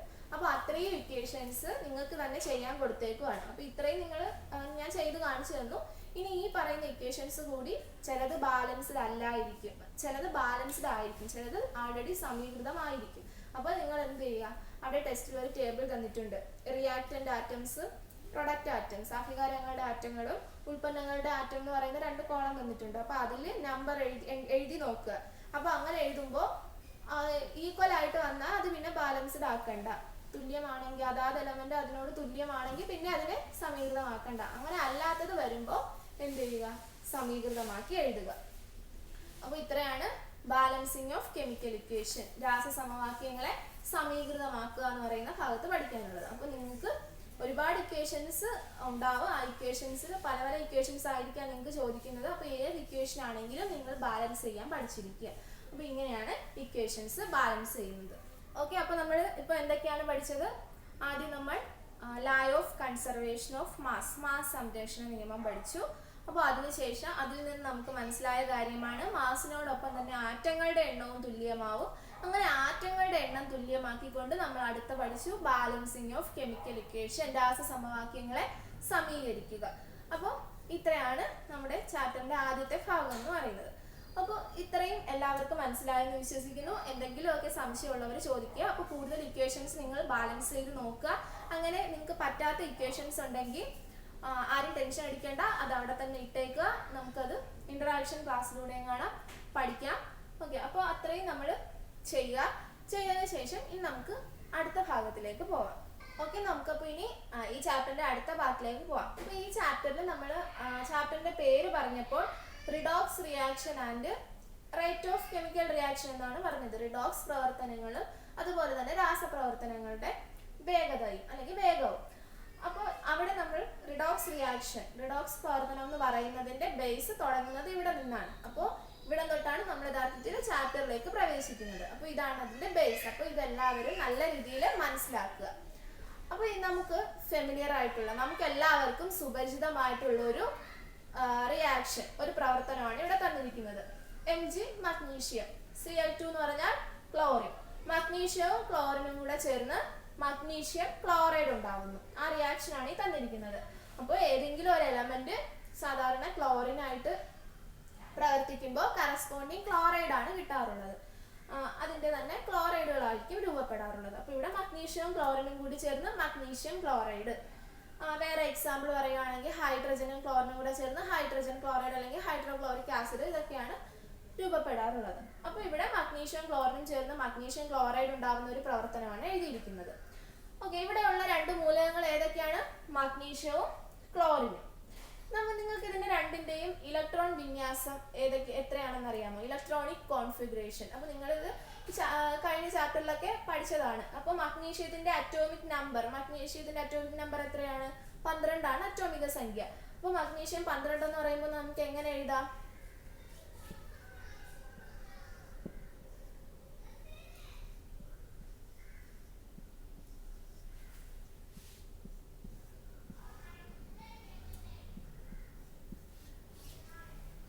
ഓക്കെ, മഗ്നീഷ്യത്തിന്റെ ഇലക്ട്രോൺ വിന്യാസം, ഇലക്ട്രോണിക് കോൺഫിഗറേഷൻ 2, 8, 2 എന്നായിരിക്കും വരുന്നത്. ക്ലോറിൻ്റെത് 2, 8, 7. ക്ലോറിന്റെ അറ്റോമിക സംഖ്യ, അറ്റോമിക് നമ്പർ എന്ന് പറയുന്നത് 17 ആണ്. അപ്പോൾ 8 + 2 10 + 7 17, 17. ഓക്കെ, ഇത് രണ്ടുമാണ് മഗ്നീഷ്യത്തിന്റെയും ക്ലോറിന്റെയും ഇലക്ട്രോണിക് കോൺഫിഗറേഷൻ. ഓക്കെ, അതവിടെ നിൽക്കട്ടെ. നമുക്കിനി ആദ്യം മഗ്നീഷ്യം നോക്കാം. മഗ്നീഷ്യത്തെ നോക്കിക്കേ. ഓക്കെ, അപ്പൊ നമുക്ക് ആദ്യം മഗ്നീഷ്യം നോക്കാം. ഇവിടെ മഗ്നീഷ്യത്തെ നോക്കിക്കേ. ഈ മഗ്നീഷ്യത്തിന്റെ പ്രത്യേകത എന്താണ്? നിങ്ങൾക്ക് ഇതിന്റെ സ്റ്റെബിലിറ്റിയെ കുറിച്ചൊക്കെ അറിയില്ലേ? ഒരു എലമെന്റ് സ്റ്റേബിൾ ആവണമെങ്കിൽ അതിൽ അവസാനത്തെ ഷെല്ലിൽ, ലാസ്റ്റ് ഷെല്ലിൽ എത്ര ഇലക്ട്രോൺ ആണ് ഉണ്ടാവേണ്ടത്? 8 ആയിരിക്കണം ഉണ്ടാവേണ്ടത്. അതാണ് ഒക്ടറ്റ് റൂൾ, അഷ്ടക ഇലക്ട്രോൺ വിന്യാസം എന്നൊക്കെ പറയില്ലേ? അപ്പൊ ഇവർക്ക് എന്നാൽ മാത്രമേ ഇവർക്ക് എന്ത് ചെയ്യാൻ പറ്റൂ? സ്റ്റെബിലിറ്റി, സ്ഥിരത കൈവരിക്കാൻ പറ്റൂ. അപ്പൊ എപ്പോഴും നമ്മുടെ യൂണിവേഴ്സിലുള്ള എലമെന്റ്സ് എല്ലാം എന്തിനാണ് ശ്രമിക്കുന്നത്? എങ്ങനെയെങ്കിലും ഇവർക്ക് സ്റ്റെബിലിറ്റി, സ്ഥിരത കൈവരിക്കണം. അപ്പൊ അതിന് വേണ്ടിയിട്ട് ഇവര് അവസാനത്തെ ഷെല്ല് ഒക്ടറ്റ് കംപ്ലീറ്റ് ചെയ്യാൻ ശ്രമിക്കും. അഷ്ടക ഇലക്ട്രോൺ വിന്യാസത്തിൽ എത്തിച്ചേരാൻ എപ്പോഴും ശ്രമിച്ചുകൊണ്ടിരിക്കും. അപ്പൊ അങ്ങനെ മഗ്നീഷ്യത്തിന് അങ്ങനെ സ്റ്റെബിലിറ്റി കിട്ടണമെങ്കിൽ, സ്ഥിരത കൈവരിക്കണമെങ്കിൽ ഇവിടെ അഷ്ടക ഇലക്ട്രോൺ വിന്യാസത്തിൽ ഒക്ടറ്റ് റൂൾ കംപ്ലീറ്റ് ചെയ്യണമെങ്കിൽ എന്ത് വേണം? ഈ 8, ഇതിന്റെ അവസാനത്തെ ഷെല്ലിൽ ഈ 8 വന്നാൽ ഇതിന് സ്റ്റെബിലിറ്റി കിട്ടും. അപ്പൊ അധികമായിട്ടുള്ളത് ആരാണ്? ഈ 2 ആണ്. അപ്പൊ ഈ 2നെ എന്തോ ചെയ്യാൻ ശ്രമിക്കും? ഈ 2 ഇലക്ട്രോണിനെ ഇവരെപ്പോഴും വിട്ടുകൊടുക്കാൻ, ട്രാൻസ്ഫർ ചെയ്യാൻ ശ്രമിക്കും. മറ്റാർക്കെങ്കിലും ട്രാൻസ്ഫർ ചെയ്യാൻ ശ്രമിച്ചുകൊണ്ടിരിക്കും. അങ്ങനെ ഇവ എന്താണ് ചെയ്യുന്നത്? ഈ 2 ഇലക്ട്രോണിനെ വിട്ടുകളയുകയാണ് ചെയ്യുന്നത്. അപ്പോൾ മഗ്നീഷ്യം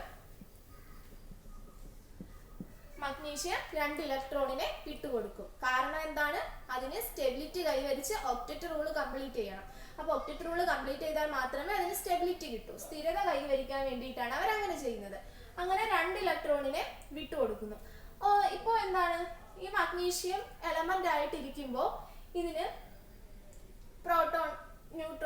പ്രോട്ടോണിന്റെ എണ്ണോ ഇലക്ട്രോണിന്റെ എണ്ണോ ഒക്കെ തുല്യമാണ്. അതുകൊണ്ട് ഇതിന് എന്തില്ല? പ്രത്യേകിച്ച് ചാർജ് ഒന്നും ഇല്ല. ഇവരുടെ ചാർജ് ഇവരുടെ ചാർജ് എന്ന് പറയുന്നത് 0 ആണ്. അതായത് പോസിറ്റീവ് നെഗറ്റീവ് ചാർജും പോസിറ്റീവ് ചാർജ് തുല്യമായിട്ടിരിക്കുകയാണ്. ഇപ്പോൾ ഇവർ 2 ഇലക്ട്രോണിനെ കളയുവാണ്, 2 ഇലക്ട്രോണിനെ വിട്ട് കളയുവാണ്. അങ്ങനെ 2 ഇലക്ട്രോണിനെ വിട്ട് കളയുക എന്ന് പറഞ്ഞാൽ ഒരു ഇലക്ട്രോണിന്റെ ചാർജ് എന്ന് പറഞ്ഞാൽ എന്താണ്? ഒരു നെഗറ്റീവ് ചാർജാണ്.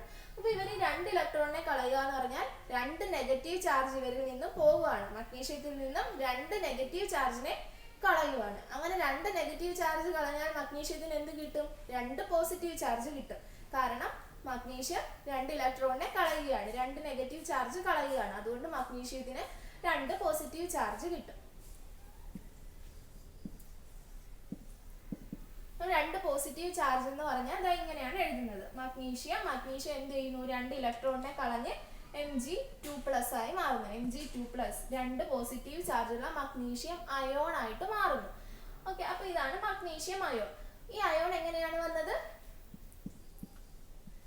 2 ഇലക്ട്രോണിന്റെ സിമ്പിൾ എന്ന് പറഞ്ഞാൽ ഈ ഇട്ടിട്ട് മുകളിൽ ഒരു മൈനസ് കൊടുക്കും, അതാണ് ഇലക്ട്രോണിന്റെ സിമ്പിൾ. അപ്പോൾ ഇതെന്താണ്? ആ മഗ്നീഷ്യം 2 ഇലക്ട്രോണിനെ കളഞ്ഞുകൊണ്ട് മഗ്നീഷ്യം 2+, മഗ്നീഷ്യത്തിന് 2 പോസിറ്റീവ് ചാർജ് കിട്ടുന്ന ആ ഒരു റിയാക്ഷന്റെ, ആ ഒരു പ്രവർത്തനത്തിന്റെ ഒരു ഇക്വേഷൻ ആണ് ഇത്. ഓക്കെ, അപ്പോൾ ഇതാണ് ഇവിടെ എഴുതിയിരിക്കുന്നത്. മഗ്നീഷ്യം 2 ഇലക്ട്രോണിനെ കളഞ്ഞ്, അതാണ് ഇവിടെ പ്ലസ് ഇട്ടിട്ട് 2 ഇലക്ട്രോൺ കാണിച്ചിരിക്കുന്നത്. 2 ഇലക്ട്രോണിനെ കളഞ്ഞിട്ട് Mg2+ ആയിട്ട് മാറുന്നു. ഓക്കെ, അപ്പൊ നിങ്ങൾ ഇത് ശ്രദ്ധിച്ചു വെച്ചിരുന്നാൽ മതി. നമ്മൾ നേരത്തെ എഴുതിയ റിയാക്ഷൻ ഏതായിരുന്നു?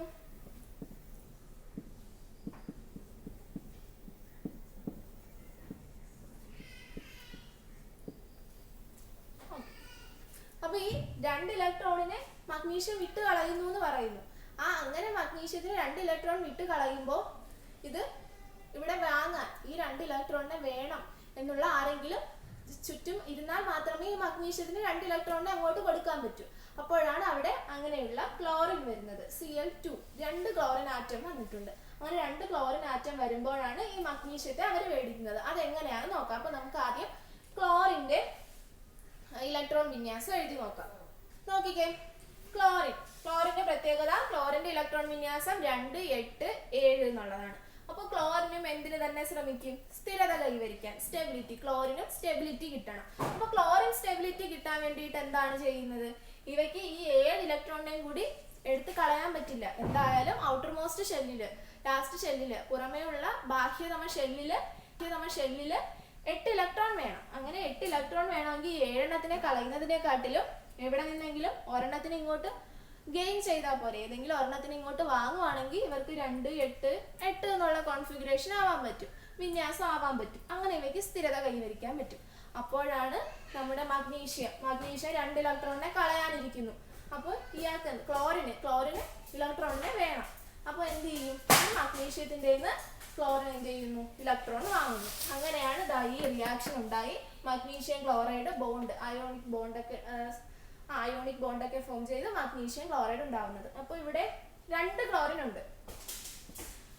വീണ്ടും ഇതുപോലെ തന്നെ ഒരു ക്ലോറിനും കൂടെ ഉണ്ട്. എന്നാൽ മാത്രമേ ഇവിടെ 2 ഇലക്ട്രോൺ ഉണ്ട് മഗ്നീഷ്യത്തിന് കൊടുക്കാൻ. അപ്പൊ ഈ 2 ഇലക്ട്രോണിൽ ഒരെണ്ണം ഒരു ക്ലോറിനിലോട്ടും പോകും, അടുത്തത് അടുത്ത ക്ലോറിനിലേക്കും പോകും. അങ്ങനെയാണ് അവിടെ റിയാക്ഷൻ നടക്കുന്നത്. അപ്പൊ ഇനി ഇതുപോലെ ക്ലോറിൻ എന്താണ് സംഭവിച്ചത്? ഒരു ക്ലോറിൻ പ്രോട്ടോൺ നമ്പറും ഇലക്ട്രോൺ നമ്പറൊക്കെ ഈക്വൽ ആയിട്ടിരുന്ന, ഇലക്ട്രോണിന്റെ സംഖ്യകളൊക്കെ ഈക്വൽ ആയിട്ടിരുന്ന ഒരു ക്ലോറിൻ ആറ്റമാണ്. അപ്പൊ ക്ലോറിന് എന്ത് വേണം? സ്റ്റെബിലിറ്റി, സ്ഥിരത കൈവരിക്കണം. അപ്പോൾ അവയ്ക്ക് സ്ഥിരത കൈവരിക്കാൻ ആരെയെങ്കിലും ഒരു ഇലക്ട്രോൺ വാങ്ങണം. അപ്പോഴാണ് മഗ്നീഷ്യത്തെ കണ്ടത്. അപ്പോൾ മഗ്നീഷ്യത്തിൻ്റെത് ഒരു ഇലക്ട്രോൺ വാങ്ങുകയാണ്. അപ്പോൾ ആ ഒരു ഇലക്ട്രോൺ വാങ്ങുമ്പോൾ ഇവിടെ എന്താണ് സംഭവിക്കുന്നത്? ഇതുപോലെ ആ ഇക്വേഷനും കൂടി എഴുതാം. ക്ലോറിൻ ഒരു ഇലക്ട്രോണിനെ സ്വീകരിക്കുന്നു. ക്ലോറിന് ഒരു ഇലക്ട്രോൺ കൂടി മതി. 2 എണ്ണം, ഈ 2 എണ്ണം പോകുന്നത് 2 ക്ലോറിനിലേക്കാണ്. അതിൽ ഒരു ക്ലോറിന്റെ മാത്രം, രണ്ടിലും ഒരുപോലെ തന്നെയാണ് നടക്കുന്നത്. അതിൽ ഒരു ക്ലോറിന്റെ മാത്രം ഇക്വേഷൻ നമുക്ക് എഴുതി നോക്കാം. ഒരു ക്ലോറിന്റെ ഇക്വേഷൻ മാത്രം നിങ്ങൾ എഴുതിയാൽ മതി. ഇപ്പൊ നമുക്ക് ക്ലോറിൻ ഒരു ഇലക്ട്രോൺ വാങ്ങുന്നു. അപ്പൊ ഒരു ഇലക്ട്രോൺ കിട്ടുക എന്ന് പറഞ്ഞാൽ അതിന് ഏത് ചാർജ് കിട്ടിയെന്നാണ് അർത്ഥം? ഇപ്പോൾ 0, ചാർജ് ലെസ് ആയിട്ടിരിക്കുന്ന, ചാർജ് ഒന്നും ഇല്ലാതെ ഇരിക്കുന്ന ക്ലോറിന് ഒരു ഇലക്ട്രോണിനെ കിട്ടുകയാണ്. അതായത് ഒരു ഇലക്ട്രോൺ എന്ന് പറഞ്ഞാൽ ഒരു നെഗറ്റീവ് ചാർജ് ആണ്. ഒരു നെഗറ്റീവ് ചാർജ് കിട്ടുന്നു. അപ്പൊ ക്ലോറിൻ ഒരു നെഗറ്റീവ് ചാർജുള്ള അയോൺ ആയിട്ട് മാറുന്നു. അതിനെ ഇങ്ങനെയാണ് കാണിക്കുന്നത്, Cl-. 1 മൈനസ് ആണ്, 1 ഇടാറില്ല. ഇപ്പൊ 2 വന്നാൽ അവിടെ 2 ഇടും. നേരത്തെ 2 പ്ലസ് ഇട്ടതുപോലെ 2 മൈനസ് ആവും. ഇപ്പൊ ഇവിടെ 1 ഇലക്ട്രോൺ ആണ് ഇതിനാവശ്യം. അതുകൊണ്ട് Cl മൈനസ് 1 എന്ന് എഴുതാറില്ല, ഒരു മൈനസ് മാത്രമേ ഇടാറുള്ളൂ. അപ്പോൾ ഈ രണ്ട് ഇക്വേഷൻസ്, മഗ്നീഷ്യം 2 ഇലക്ട്രോണിനെ വിട്ട് കളഞ്ഞ് Mg2+ ആയതും ക്ലോറിൻ 1 ഇലക്ട്രോണിനെ വിട്ട് കളഞ്ഞ് Cl മൈനസ് ആയി. അപ്പോൾ ഈ ഇക്വേഷൻസ് എല്ലാവരും നല്ല രീതിയിൽ പഠിച്ചു വെക്കുക, എഴുതുന്ന രീതി പഠിച്ചു വെക്കുക. അപ്പോൾ അതാണ് ഈ റിയാക്ഷനിൽ ഇവിടെ സംഭവിക്കുന്നത്. അങ്ങനെ ഇവർ തമ്മിൽ ബോണ്ട് ഫോം ചെയ്ത് അയോണിക് ബോണ്ട് ഉണ്ടാവുന്നു, അയോണിക ബന്ധനത്തിൽ ഏർപ്പെട്ട് ഇവർ മഗ്നീഷ്യം ക്ലോറൈഡ് ആവുന്നു. അതാണ് ഇവിടെ സംഭവിച്ചത്. ഓക്കെ, ഇത്രയും നിങ്ങൾക്ക് മനസ്സിലായെന്ന് വിശ്വസിക്കുന്നു. അപ്പോൾ ഇവർ രണ്ടുപേരും സ്ഥിരത കൈവരിക്കാൻ വേണ്ടിയിട്ടാണ് ഇങ്ങനെ ചെയ്തത്. അപ്പോൾ ഇവർ ഓരോ 2 ഇലക്ട്രോണിനെ കളയുകയും ഒരാൾ ഇലക്ട്രോണിനെ സ്വീകരിക്കുകയും ചെയ്തു. അങ്ങനെ ഇലക്ട്രോണിനെ സ്വീകരിച്ച് നമ്മളിപ്പോൾ 2 ക്ലോറിൻ ഉണ്ടെന്ന് പറഞ്ഞില്ലേ. അപ്പോൾ 2 ക്ലോറിൻ ആണെങ്കിൽ നമുക്ക് എങ്ങനെ എഴുതാം? ഇവിടെ 2 chlorine plus 2 electron gives 2 Cl minus. ഇതാണ് ഇവിടെ സംഭവിക്കുന്നത്. 2 എണ്ണം ഉണ്ട്, 2 ഇലക്ട്രോൺ മഗ്നീഷ്യത്തിൽ 2 എണ്ണം ഉണ്ട്. അതുകൊണ്ടാണ് അവിടെ MgCl2 വന്നിരിക്കുന്നത്. ഓക്കെ, അപ്പോൾ നിങ്ങൾ ഇത് ക്ലോറിന് സംഭവിക്കുന്ന ഈ കാര്യം മാത്രം ഓർത്താൽ മതി. ഓക്കെ, ഇനി ഞാൻ നിങ്ങൾക്ക് കുറച്ച് ഈ പ്രോസസ്സുകളെ വിളിക്കുന്ന, ഈ ഫിനോമിനെ വിളിക്കുന്ന കുറച്ച് പേരുകളുണ്ട്. ആ ഡെഫിനിഷനും പേരും പറയാം. അതിനുശേഷം ഞാൻ ചോദിക്കുന്ന ക്വസ്റ്റ്യൻസിന് ആൻസർ ചെയ്യുക. അപ്പോൾ ഇത്രയും നിങ്ങൾ ഓർത്ത് വെക്കുക. മഗ്നീഷ്യം 2 ഇലക്ട്രോണിനെ വിട്ട് കളയുമെന്നും ക്ലോറിൻ ഇലക്ട്രോണിനെ സ്വീകരിക്കുമെന്നുള്ള കാര്യം ഓർത്ത് വെക്കുക. ഇനി ഞാൻ ആ പ്രോസസ്സ് എന്താണെന്ന് പറയാം. ആ പ്രോസസ്സ് പറഞ്ഞതിന് ശേഷം നമുക്കിത് പറയാം. Oxidation is the process of loss of electron. ഓക്സീകരണം എന്നാൽ ഇലക്ട്രോണിനെ വിട്ടുകളയുന്ന പ്രക്രിയയാണ്. ഇലക്ട്രോണുകളെ വിട്ടുകളയുന്ന പ്രക്രിയയെ വിളിക്കുന്ന പേരാണ് ഓക്സീകരണം. Oxidation is the process of loss of electron. അപ്പോൾ നമുക്ക് നോക്കാം. നമ്മളിവിടെ മഗ്നീഷ്യത്തിൻ്റെയും ക്ലോറിൻ്റെയും കാര്യം പഠിച്ചില്ലേ. അപ്പോൾ ഇവിടെ ആരാണ് ഇലക്ട്രോണിനെ വിട്ടുകളഞ്ഞത്? മഗ്നീഷ്യം അല്ലേ. മഗ്നീഷ്യത്തിനായിരുന്നു 2 ഇലക്ട്രോൺ വേണ്ട, അവയ്ക്ക് സ്റ്റെബിലിറ്റി കിട്ടണമെങ്കിൽ 2 ഇലക്ട്രോണിനെ കളയണം എന്ന് പറഞ്ഞത് ആരാണ്? മഗ്നീഷ്യമാണ്. അപ്പോൾ ഓക്സിഡേഷൻ എന്ന് പറഞ്ഞാൽ എന്തായിരുന്നു? ഇലക്ട്രോണിനെ വിട്ടുകളയുന്ന പ്രക്രിയയെ വിളിക്കുന്ന പേര്. അപ്പോൾ ആ ഡെഫിനിഷൻ എല്ലാവരും പഠിച്ചു വെക്കുക. Oxidation is the process of loss of electron. ഇലക്ട്രോണിനെ വിട്ടുകളയുന്ന പ്രക്രിയയാണ് ഓക്സീകരണം. അപ്പോൾ ഇവിടെ ഓക്സീകരണം സംഭവിച്ചത് നമ്മൾ പഠിച്ചു. മഗ്നീഷ്യത്തിന്റെയും ക്ലോറിന്റെയും കാര്യം നമ്മൾ കണ്ടു. ഇവിടെ ഓക്സീകരണം സംഭവിച്ചത് മഗ്നീഷ്യത്തിനാണോ ക്ലോറിനാണോ? ഓക്സിഡേഷൻ സംഭവിച്ചത് മഗ്നീഷ്യത്തിനാണ്. കാരണം മഗ്നീഷ്യം എന്ത് ചെയ്തു? ഇലക്ട്രോണിനെ വിട്ടുകൊടുത്തു. ഇലക്ട്രോണിനെ അവിടെ വിട്ടുകൊടുത്തത് മഗ്നീഷ്യമാണ്. അപ്പോൾ മഗ്നീഷ്യത്തിന് ഓക്സിഡേഷൻ സംഭവിച്ചു.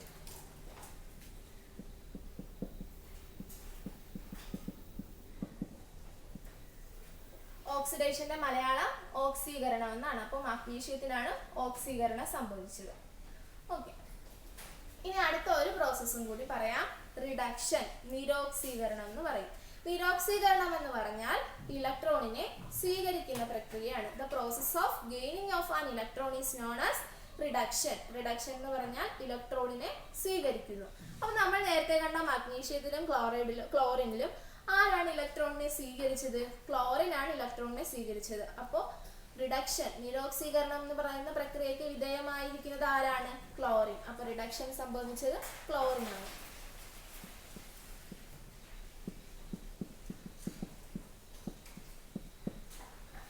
അപ്പോൾ റിഡക്ഷൻ, നിരോക്സീകരണം സംഭവിച്ചത് ക്ലോറിനാണ്. അപ്പോൾ നമ്മൾ ഈ ഒരു കൺക്ലൂഷൻ, റിഡക്ഷൻ എന്താണെന്നും ഓക്സിഡേഷൻ എന്താണെന്നും മനസ്സിലാക്കാൻ വേണ്ടിയിട്ടാണ് നമ്മൾ നേരത്തെ ആ ഇക്വേഷൻ എടുത്തത്. ഇപ്പൊ നമ്മളൊരു ഇക്വേഷൻ കണ്ടു. ഇതുപോലെ ഒരു ഇക്വേഷൻ തന്നിട്ട് ഇവിടെ ഓക്സിഡേഷൻ സംഭവിക്കുന്നത് ആർക്കാണെന്ന് നോക്കാൻ പറയും. അങ്ങനെ ഓക്സിഡേഷൻ സംഭവിക്കുമ്പോൾ ആ ഓക്സിഡേഷന്റെ ഇക്വേഷൻ കൂടി എഴുതണം. നമ്മൾ നേരത്തെ ഒരു ഇക്വേഷൻ എഴുതിയില്ലേ?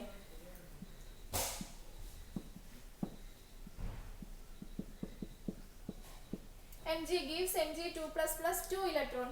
ഇതാണ് ഓക്സിഡേഷന്റെ ഇക്വേഷൻ. ഇനി റിഡക്ഷൻ, നമ്മൾ റിഡക്ഷൻ ആണ് ക്ലോറിന് സംഭവിച്ചത്. അപ്പൊ ആ ഒരു ഇക്വേഷൻ എഴുതിയില്ലേ?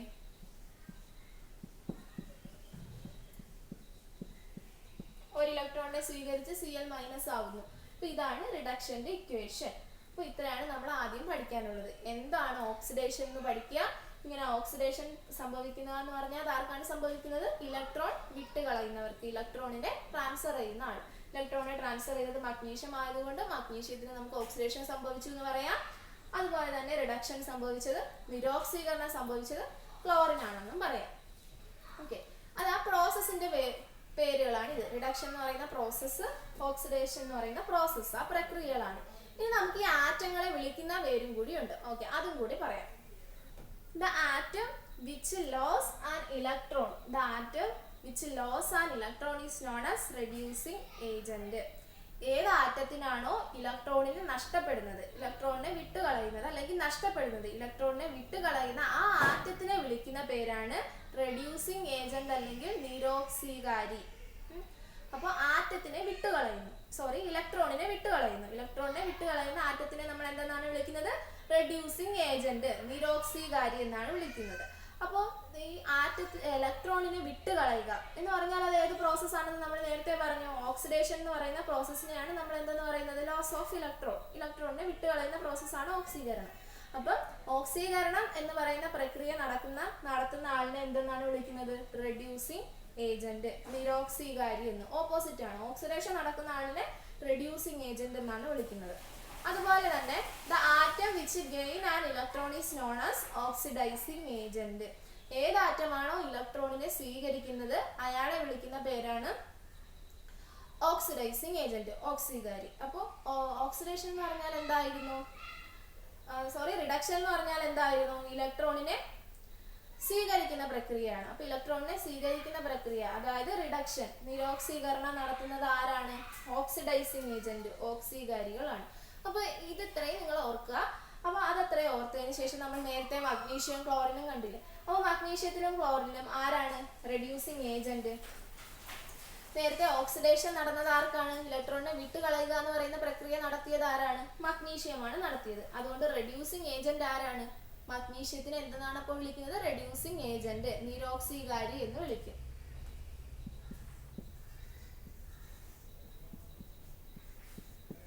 ഓക്കെ, അപ്പൊ നേരത്തെ ഇലക്ട്രോണിനെ ഗെയിൻ ചെയ്ത ആൾ ആരായിരുന്നു? ക്ലോറിൻ ആയിരുന്നു. അപ്പൊ ക്ലോറിൻ എന്തായിരുന്നു സംഭവിച്ചത്? റിഡക്ഷൻ, നിരോക്സീകരണമാണ് സംഭവിച്ചത്. നിരോക്സീകരണം സംഭവിക്കുന്ന ആളിനെ വിളിക്കുന്ന പേരാണ് ഓക്സിഡൈസിങ് ഏജന്റ്, ഓക്സീകാരി. അപ്പൊ ഇത് രണ്ടും ഓപ്പോസിറ്റ് ആണ്. ഓക്സിഡേഷൻ നിങ്ങൾ ഇത്രയും ഓർത്താൽ മതി. ഓക്സിഡേഷൻ നടക്കുന്ന ആളിനെ റെഡ്യൂസിങ് ഏജന്റ് എന്ന് വിളിക്കും, ഓക്സീകരണം നടക്കുന്ന ആളിനെ നിരോക്സീകാരി എന്നും, അതുപോലെ തന്നെ റിഡക്ഷൻ, നിരോക്സീകരണം നടക്കുന്ന ആളിനെ ഓക്സിഡൈസിങ് ഏജന്റ്, ഓക്സീകാരി എന്നും വിളിക്കും. അപ്പൊ അത് വെച്ചിട്ട് ആർക്കാണോ ഇലക്ട്രോൺ, അപ്പൊ നിങ്ങൾ എന്ത് ചെയ്യുക? ആർക്കാണോ ഇലക്ട്രോൺ പോയതെന്ന് നോക്കുക, ആരാണ് ഇലക്ട്രോണിനെ ട്രാൻസ്ഫർ ചെയ്യുന്നത് നോക്കുക. അങ്ങനെ ട്രാൻസ്ഫർ ചെയ്യുവാണെങ്കിൽ ആ പ്രക്രിയയെ വിളിക്കുന്ന പേര് ഓക്സിഡേഷൻ എന്നാണ്. ആ ഓക്സിഡേഷനെ പ്രക്രിയ നടത്തിയ ആളിനെ വിളിക്കുന്ന പേര് റെഡ്യൂസിങ് ഏജന്റ് എന്നാണ്. അപ്പോൾ ഓക്സിഡേഷൻ നടക്കും, അത് നടത്തുന്ന ആള് റെഡ്യൂസിങ് ഏജന്റ്. അത് ആർക്കാണ് നടക്കുന്നത്? ഇലക്ട്രോണിനെ വിട്ടുകളയുന്ന ആള്. അടുത്തത് ആരാണോ ഇലക്ട്രോണിനെ സ്വീകരിക്കുന്നതെന്ന് നോക്കുക, ആരാണോ ഇലക്ട്രോണിനെ ഗെയിൻ ചെയ്യുന്നത് നോക്കുക. അപ്പോൾ അവിടെ നടന്ന പ്രക്രിയ റിഡക്ഷൻ ആണ്, നിരോക്സീകരണമാണ്. അപ്പൊ നിരോക്സീകരണം നടത്തുന്ന ആ ആളിനെ വിളിക്കുന്ന പേര് ഓക്സിഡൈസിങ് ഏജന്റ്, ഓക്സീകാരി എന്ന് വിളിക്കും. അപ്പൊ ഇന്ന് നമുക്ക് എക്സാമിന് ചോദിക്കുന്നത് ഇതുപോലെ ഇക്വേഷൻ തരും. നമ്മൾ നേരത്തെ ആദ്യം എഴുതിയതുപോലെ Mg + Cl2 gives MgCl2 എന്ന് എഴുതിയില്ലേ? അതുപോലെ ഇക്വേഷൻ തന്നിട്ട് അതിൽ ആർക്കാണ് ഓക്സിഡേഷൻ സംഭവിക്കുന്നത്, ആർക്കാണ് റിഡക്ഷൻ സംഭവിക്കുന്നത്, ആ ഇക്വേഷൻ നമ്മൾ നേരത്തെ എഴുതിയില്ലേ? ഈ ഇക്വേഷൻ, ഇതുപോലെ ഇക്വേഷൻ എഴുതണം. അതുപോലെ തന്നെ ആരാണ് റെഡ്യൂസിങ് ഏജന്റ്, ആരാണ് ഓക്സിഡൈസിങ് ഏജന്റ് എന്നൊക്കെ എഴുതാനായിരിക്കും ചോദിക്കുന്നത്. അപ്പൊ നേരത്തെ നമ്മൾ ആ ഇക്വേഷൻ എല്ലാവരും എഴുതിയിട്ട് ഈ ഇക്വേഷൻസ് അതിനുശേഷം സംഭവിക്കുന്ന ഇക്വേഷൻസ്, മഗ്നീഷ്യത്തിന് എന്ത് സംഭവിക്കുന്നു, ക്ലോറിൻ എന്ത് സംഭവിക്കുന്നു എന്നുള്ള ഇക്വേഷൻ എഴുതുക. എന്താണ് ഓക്സിഡേഷൻ, എന്താണ് റിഡക്ഷൻ എന്ന് എഴുതുക. ഓക്സിഡേഷൻ സംഭവിച്ചിരിക്കുന്നത് മഗ്നീഷ്യത്തിനാണെന്നും റിഡക്ഷൻ സംഭവിച്ചത് ക്ലോറിനാണെന്നും, ഓക്സീകരണം സംഭവിച്ചത് മഗ്നീഷ്യത്തിനാണെന്നും നിരോക്സീകരണം സംഭവിച്ചത് ക്ലോറിനാണെന്നും എഴുതുക. അതിനുശേഷം റെഡ്യൂസിങ് ഏജന്റ് എന്താണ്, ഓക്സിഡൈസിങ് ഏജന്റ് എന്താണെന്ന് എഴുതുക.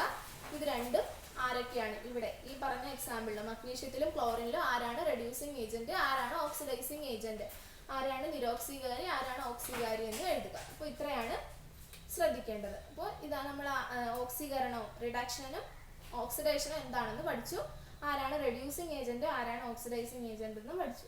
അപ്പോൾ ഇത്രയും നല്ല രീതിയിൽ ഈ ഒരു പാർട്ട് പഠിക്കുക. ഇത് വളരെ ഇമ്പോർട്ടൻ്റ് ആണ്. ഓക്സിഡേഷൻ എന്താണെന്നും റിഡക്ഷൻ എന്താണെന്നും ഓക്സീകരണം എന്താണെന്നും നിരോക്സീകരണം എന്താണെന്നും അറിഞ്ഞിരുന്നാൽ മാത്രമേ നമുക്ക് ഇതിൽ ആർക്ക് എന്ത് സംഭവിക്കുന്നു എന്ന് എക്സാമിന് എഴുതാൻ പറ്റൂ. അപ്പോൾ ഇക്വേഷൻ കണ്ടിട്ട് എഴുതാൻ പറ്റണം. ആരാണ് ഇലക്ട്രോണിനെ കളയുന്നത്, ആരാണ് ഇലക്ട്രോണിനെ സ്വീകരിക്കുന്നതെന്ന് എഴുതാൻ പറ്റിയാൽ, ഓക്സിഡേഷൻ എന്താണ്, റിഡക്ഷൻ എന്താണെന്ന് എഴുതാൻ പറ്റിയാൽ, റെഡ്യൂസിങ് ഏജന്റ് ആരാണ്, ഓക്സിഡൈസിങ് ഏജന്റ് ആരാണ് എന്ന് പറയാൻ പറ്റിയാൽ നമുക്ക് ഈസി ആയിട്ട് ആൻസർ ചെയ്യാൻ പറ്റും. അപ്പോൾ ആദ്യം നിങ്ങൾ അതിൻ്റെ ആ ഡെഫിനിഷൻ പഠിക്കുക, എന്നിട്ട് ഇതുപോലെ ഓരോ ഇക്വേഷൻസിന് എഴുതി നോക്കുക.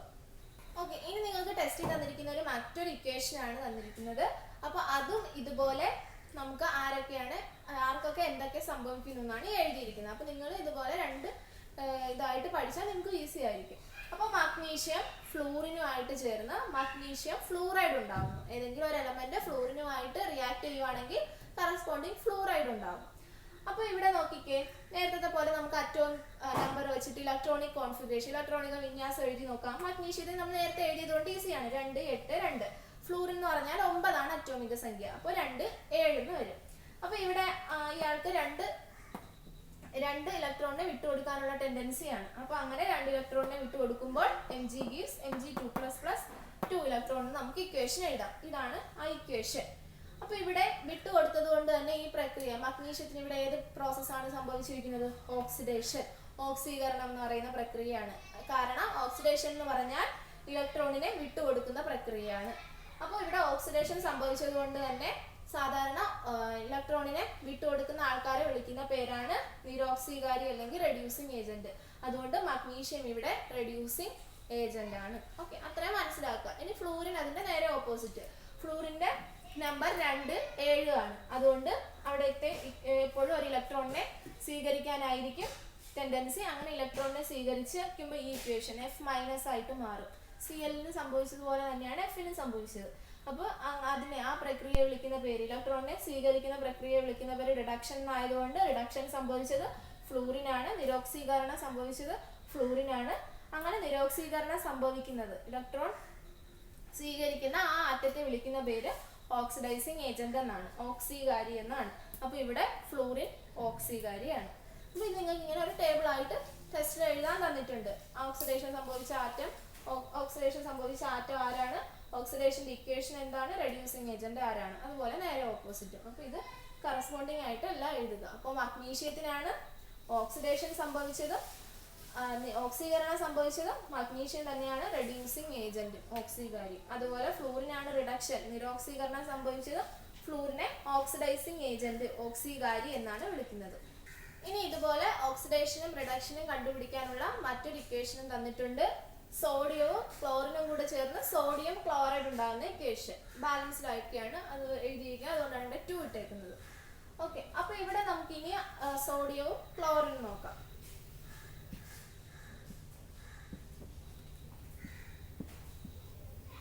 ഓക്കെ, സോഡിയത്തിന്റെ അറ്റോമിക് നമ്പർ എത്രയാണ്? 11 ആണ്, 11 ആണ്. അപ്പോൾ എങ്ങനെയാണ് അതിന്റെ കോൺഫിഗറേഷൻ വരുന്നത്? 2, 8, 1. അപ്പോൾ ഇതിന് സ്റ്റെബിലിറ്റി കൈവരിക്കാൻ വേണ്ടി എന്താണ് ചെയ്യാറുള്ളത്? ഈ ഒരു ഇലക്ട്രോണിനെ അങ്ങ് കളയുകയാണ് ചെയ്യുന്നത്. അപ്പോൾ ഇതിങ്ങനെ ഒരു ഇലക്ട്രോണിനെ കളയുമ്പോൾ ആ ഇക്വേഷൻ നമുക്ക് എങ്ങനെ എഴുതാം? Na gives Na+. ഒരു ഇലക്ട്രോണിനെ കളയുന്നത് കൊണ്ട് ഒരു പോസിറ്റീവ് ചാർജ് മാത്രമേ സോഡിയത്തിന് കിട്ടൂ. ഒരു ഇലക്ട്രോണിനെ കളഞ്ഞുകൊണ്ട് Na എന്തായി മാറി? Na+. Na+ ആയി മാറി. ഓക്കെ, അപ്പോൾ ഇവിടെ ഇലക്ട്രോണിനെ കളഞ്ഞു എന്നുള്ള പ്രോസസ്സ് ചെയ്തത് സോഡിയം ആയതുകൊണ്ട് തന്നെ സോഡിയത്തിന് എന്താണ് ഇവിടെ സംഭവിച്ചത്? ഓക്സിഡേഷൻ, ഓക്സീകരണം.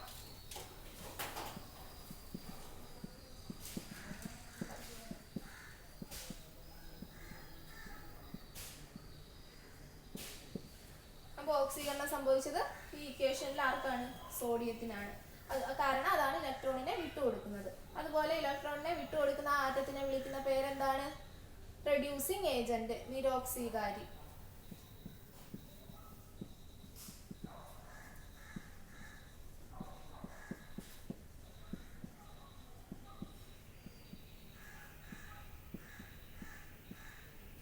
ഓക്കെ, ഇങ്ങനെയാണ് സോഡിയത്തിന്. ഇനി ക്ലോറിൻ എന്താണ് സംഭവിക്കുന്നത്? എല്ലാവർക്കും ക്ലോറിന്റെ ഇലക്ട്രോണിക് കോൺഫിഗറേഷൻ അറിയാം.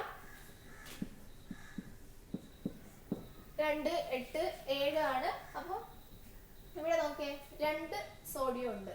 2 സോഡിയം ഉള്ളത് കൊണ്ട് തന്നെ ഇതിലെല്ലാം 2 വരും. അപ്പോൾ അവിടെ അതുപോലെ 2 ക്ലോറിൻ ഉണ്ട്. അപ്പോൾ അതിലും ക്ലോറിൻ 2 വരും. ഓക്കെ, അതവിടെ നമ്മൾ മനസ്സിലാക്കിയാൽ മതി.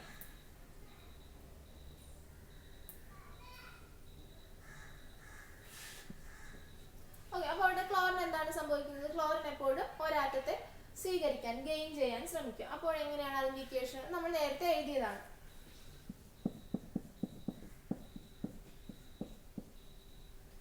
Cl plus 1 electron gives Cl minus. അപ്പോൾ അത് എന്ത് പ്രോസസ്സാണ്? സ്വീകരിക്കുന്ന പ്രോസസ്സിനെ വിളിക്കുന്ന പേര് റിഡക്ഷൻ എന്നാണ്, നിരോക്സീകരണം എന്നാണ്. അത് സംഭവിക്കുന്നത് ഓക്സിഡൈസിങ് ഏജന്റിനാണ്, ഓക്സീകാരിയാണ്. ഓക്കെ, ഓക്സീകാരിക്കാണ് റിഡക്ഷൻ സംഭവിക്കുന്നത്. ഓക്കെ, അപ്പോൾ നമ്മളിപ്പോൾ 3 എക്സാമ്പിൾസ് കണ്ടു. അപ്പോൾ ഈ 3 എക്സാമ്പിൾസും നമ്മൾ പഠിച്ചു കഴിഞ്ഞാൽ നമുക്ക് ബാക്കി ഏത് എക്സാമ്പിൾ തന്നാലും ചെയ്യാൻ പറ്റും. നിങ്ങൾക്ക് മനസ്സിലായല്ലോ. നിങ്ങൾ ആദ്യം അതിലുള്ള എലമെന്റിനെ എടുക്കുക, അറ്റോമിക് നമ്പർ നോക്കുക, അറ്റോമിക് നമ്പർ അനുസരിച്ച് ഇലക്ട്രോൺ വിന്യാസം എഴുതി നോക്കുക, ആർക്കാണ് ഇലക്ട്രോണിനെ കളയാനുള്ള ടെൻഡൻസി, ആർക്കാണ് ഇലക്ട്രോണിനെ സ്വീകരിക്കാനുള്ള ടെൻഡൻസി നോക്കുക. അപ്പോൾ ഇലക്ട്രോൺ കളയാനുള്ള ടെൻഡൻസി ഉള്ള ആളിനെ ഓക്സിഡേഷൻ ആയിരിക്കും, ആ ആളിനെ വിളിക്കുന്ന പേര് റെഡ്യൂസിങ് ഏജന്റ് എന്നായിരിക്കും, ഓക്സീകരണവും നിരോക്സീകാരി എന്നായിരിക്കും വിളിക്കുന്നത്. അതുപോലെ മറ്റേ ആൾക്ക് റിഡക്ഷനുള്ള ടെൻഡൻസിയും ഓക്സിഡൈസിങ് ഏജന്റും ആയിരിക്കും ആൾ. അപ്പോൾ അങ്ങനെ നമ്മൾ ഓരോ ഇക്വേഷനിൽ ചെയ്ത് നോക്കുക. അപ്പോൾ നമ്മൾ ഓക്സീകരണം അല്ലെങ്കിൽ റിഡക്ഷൻ, ഓക്സീകരണം അല്ലെങ്കിൽ ഓക്സിഡേഷൻ, റിഡക്ഷൻ അല്ലെങ്കിൽ നിരോക്സീകരണം എന്താണെന്ന് നമ്മൾ പഠിച്ചു. ഓക്സിഡൈസിങ് ഏജന്റ് എന്താണ്, റെഡ്യൂസിങ് ഏജന്റ് എന്താണെന്നും പഠിച്ചു. അപ്പോൾ ഇത് വളരെ ഇമ്പോർട്ടൻ്റ് ആണ്. അപ്പോൾ ഇത് എല്ലാവരും നല്ല രീതിയിൽ പഠിക്കുക. ഓക്കെ, അപ്പോൾ നമ്മുടെ 3rd ചാപ്റ്ററിന്റെ ഇന്നത്തെ ക്ലാസ്സിൽ നമ്മൾ ആദ്യം എന്തൊക്കെയാണ് പഠിച്ചത്? ലാ ഓഫ് കൺസർവേഷൻ ഓഫ് മാസ് സംരക്ഷണ നിയമം എന്താണെന്ന് പഠിച്ചു. അതിനുശേഷം ബാലൻസ് ചെയ്യാൻ, ഇക്വേഷനെ ബാലൻസ് ചെയ്യാൻ, സമവാക്യങ്ങളെ സമീകരിക്കാൻ പഠിച്ചു. അതിനുശേഷം നമ്മൾ പഠിക്കുന്നത് ഓരോ ഇക്വേഷൻ എഴുതിയിട്ട് ഓക്സീകരണം എന്താണ്, നിരോക്സീകരണം എന്താണ്, ഓക്സിഡേഷൻ എന്താണ്, റിഡക്ഷൻ എന്താണെന്ന് പഠിച്ചു. അതുപോലെ തന്നെ ഓക്സിഡൈസിങ് ഏജന്റ് എന്താണ്, റെഡ്യൂസിങ് ഏജന്റ് എന്താണെന്ന് പഠിച്ചു. ഓരോ ഇക്വേഷനിൽ നിന്നും അവരെ കണ്ടെത്തുന്നത് എങ്ങനെയാണെന്നും പഠിച്ചു. ഓക്കെ, അപ്പോൾ ഇത്രയും കാര്യങ്ങൾ എല്ലാവരും നല്ല രീതിയിൽ പഠിക്കുക. എന്തെങ്കിലുമൊക്കെ സംശയമുള്ളവർ ചോദിക്കുക.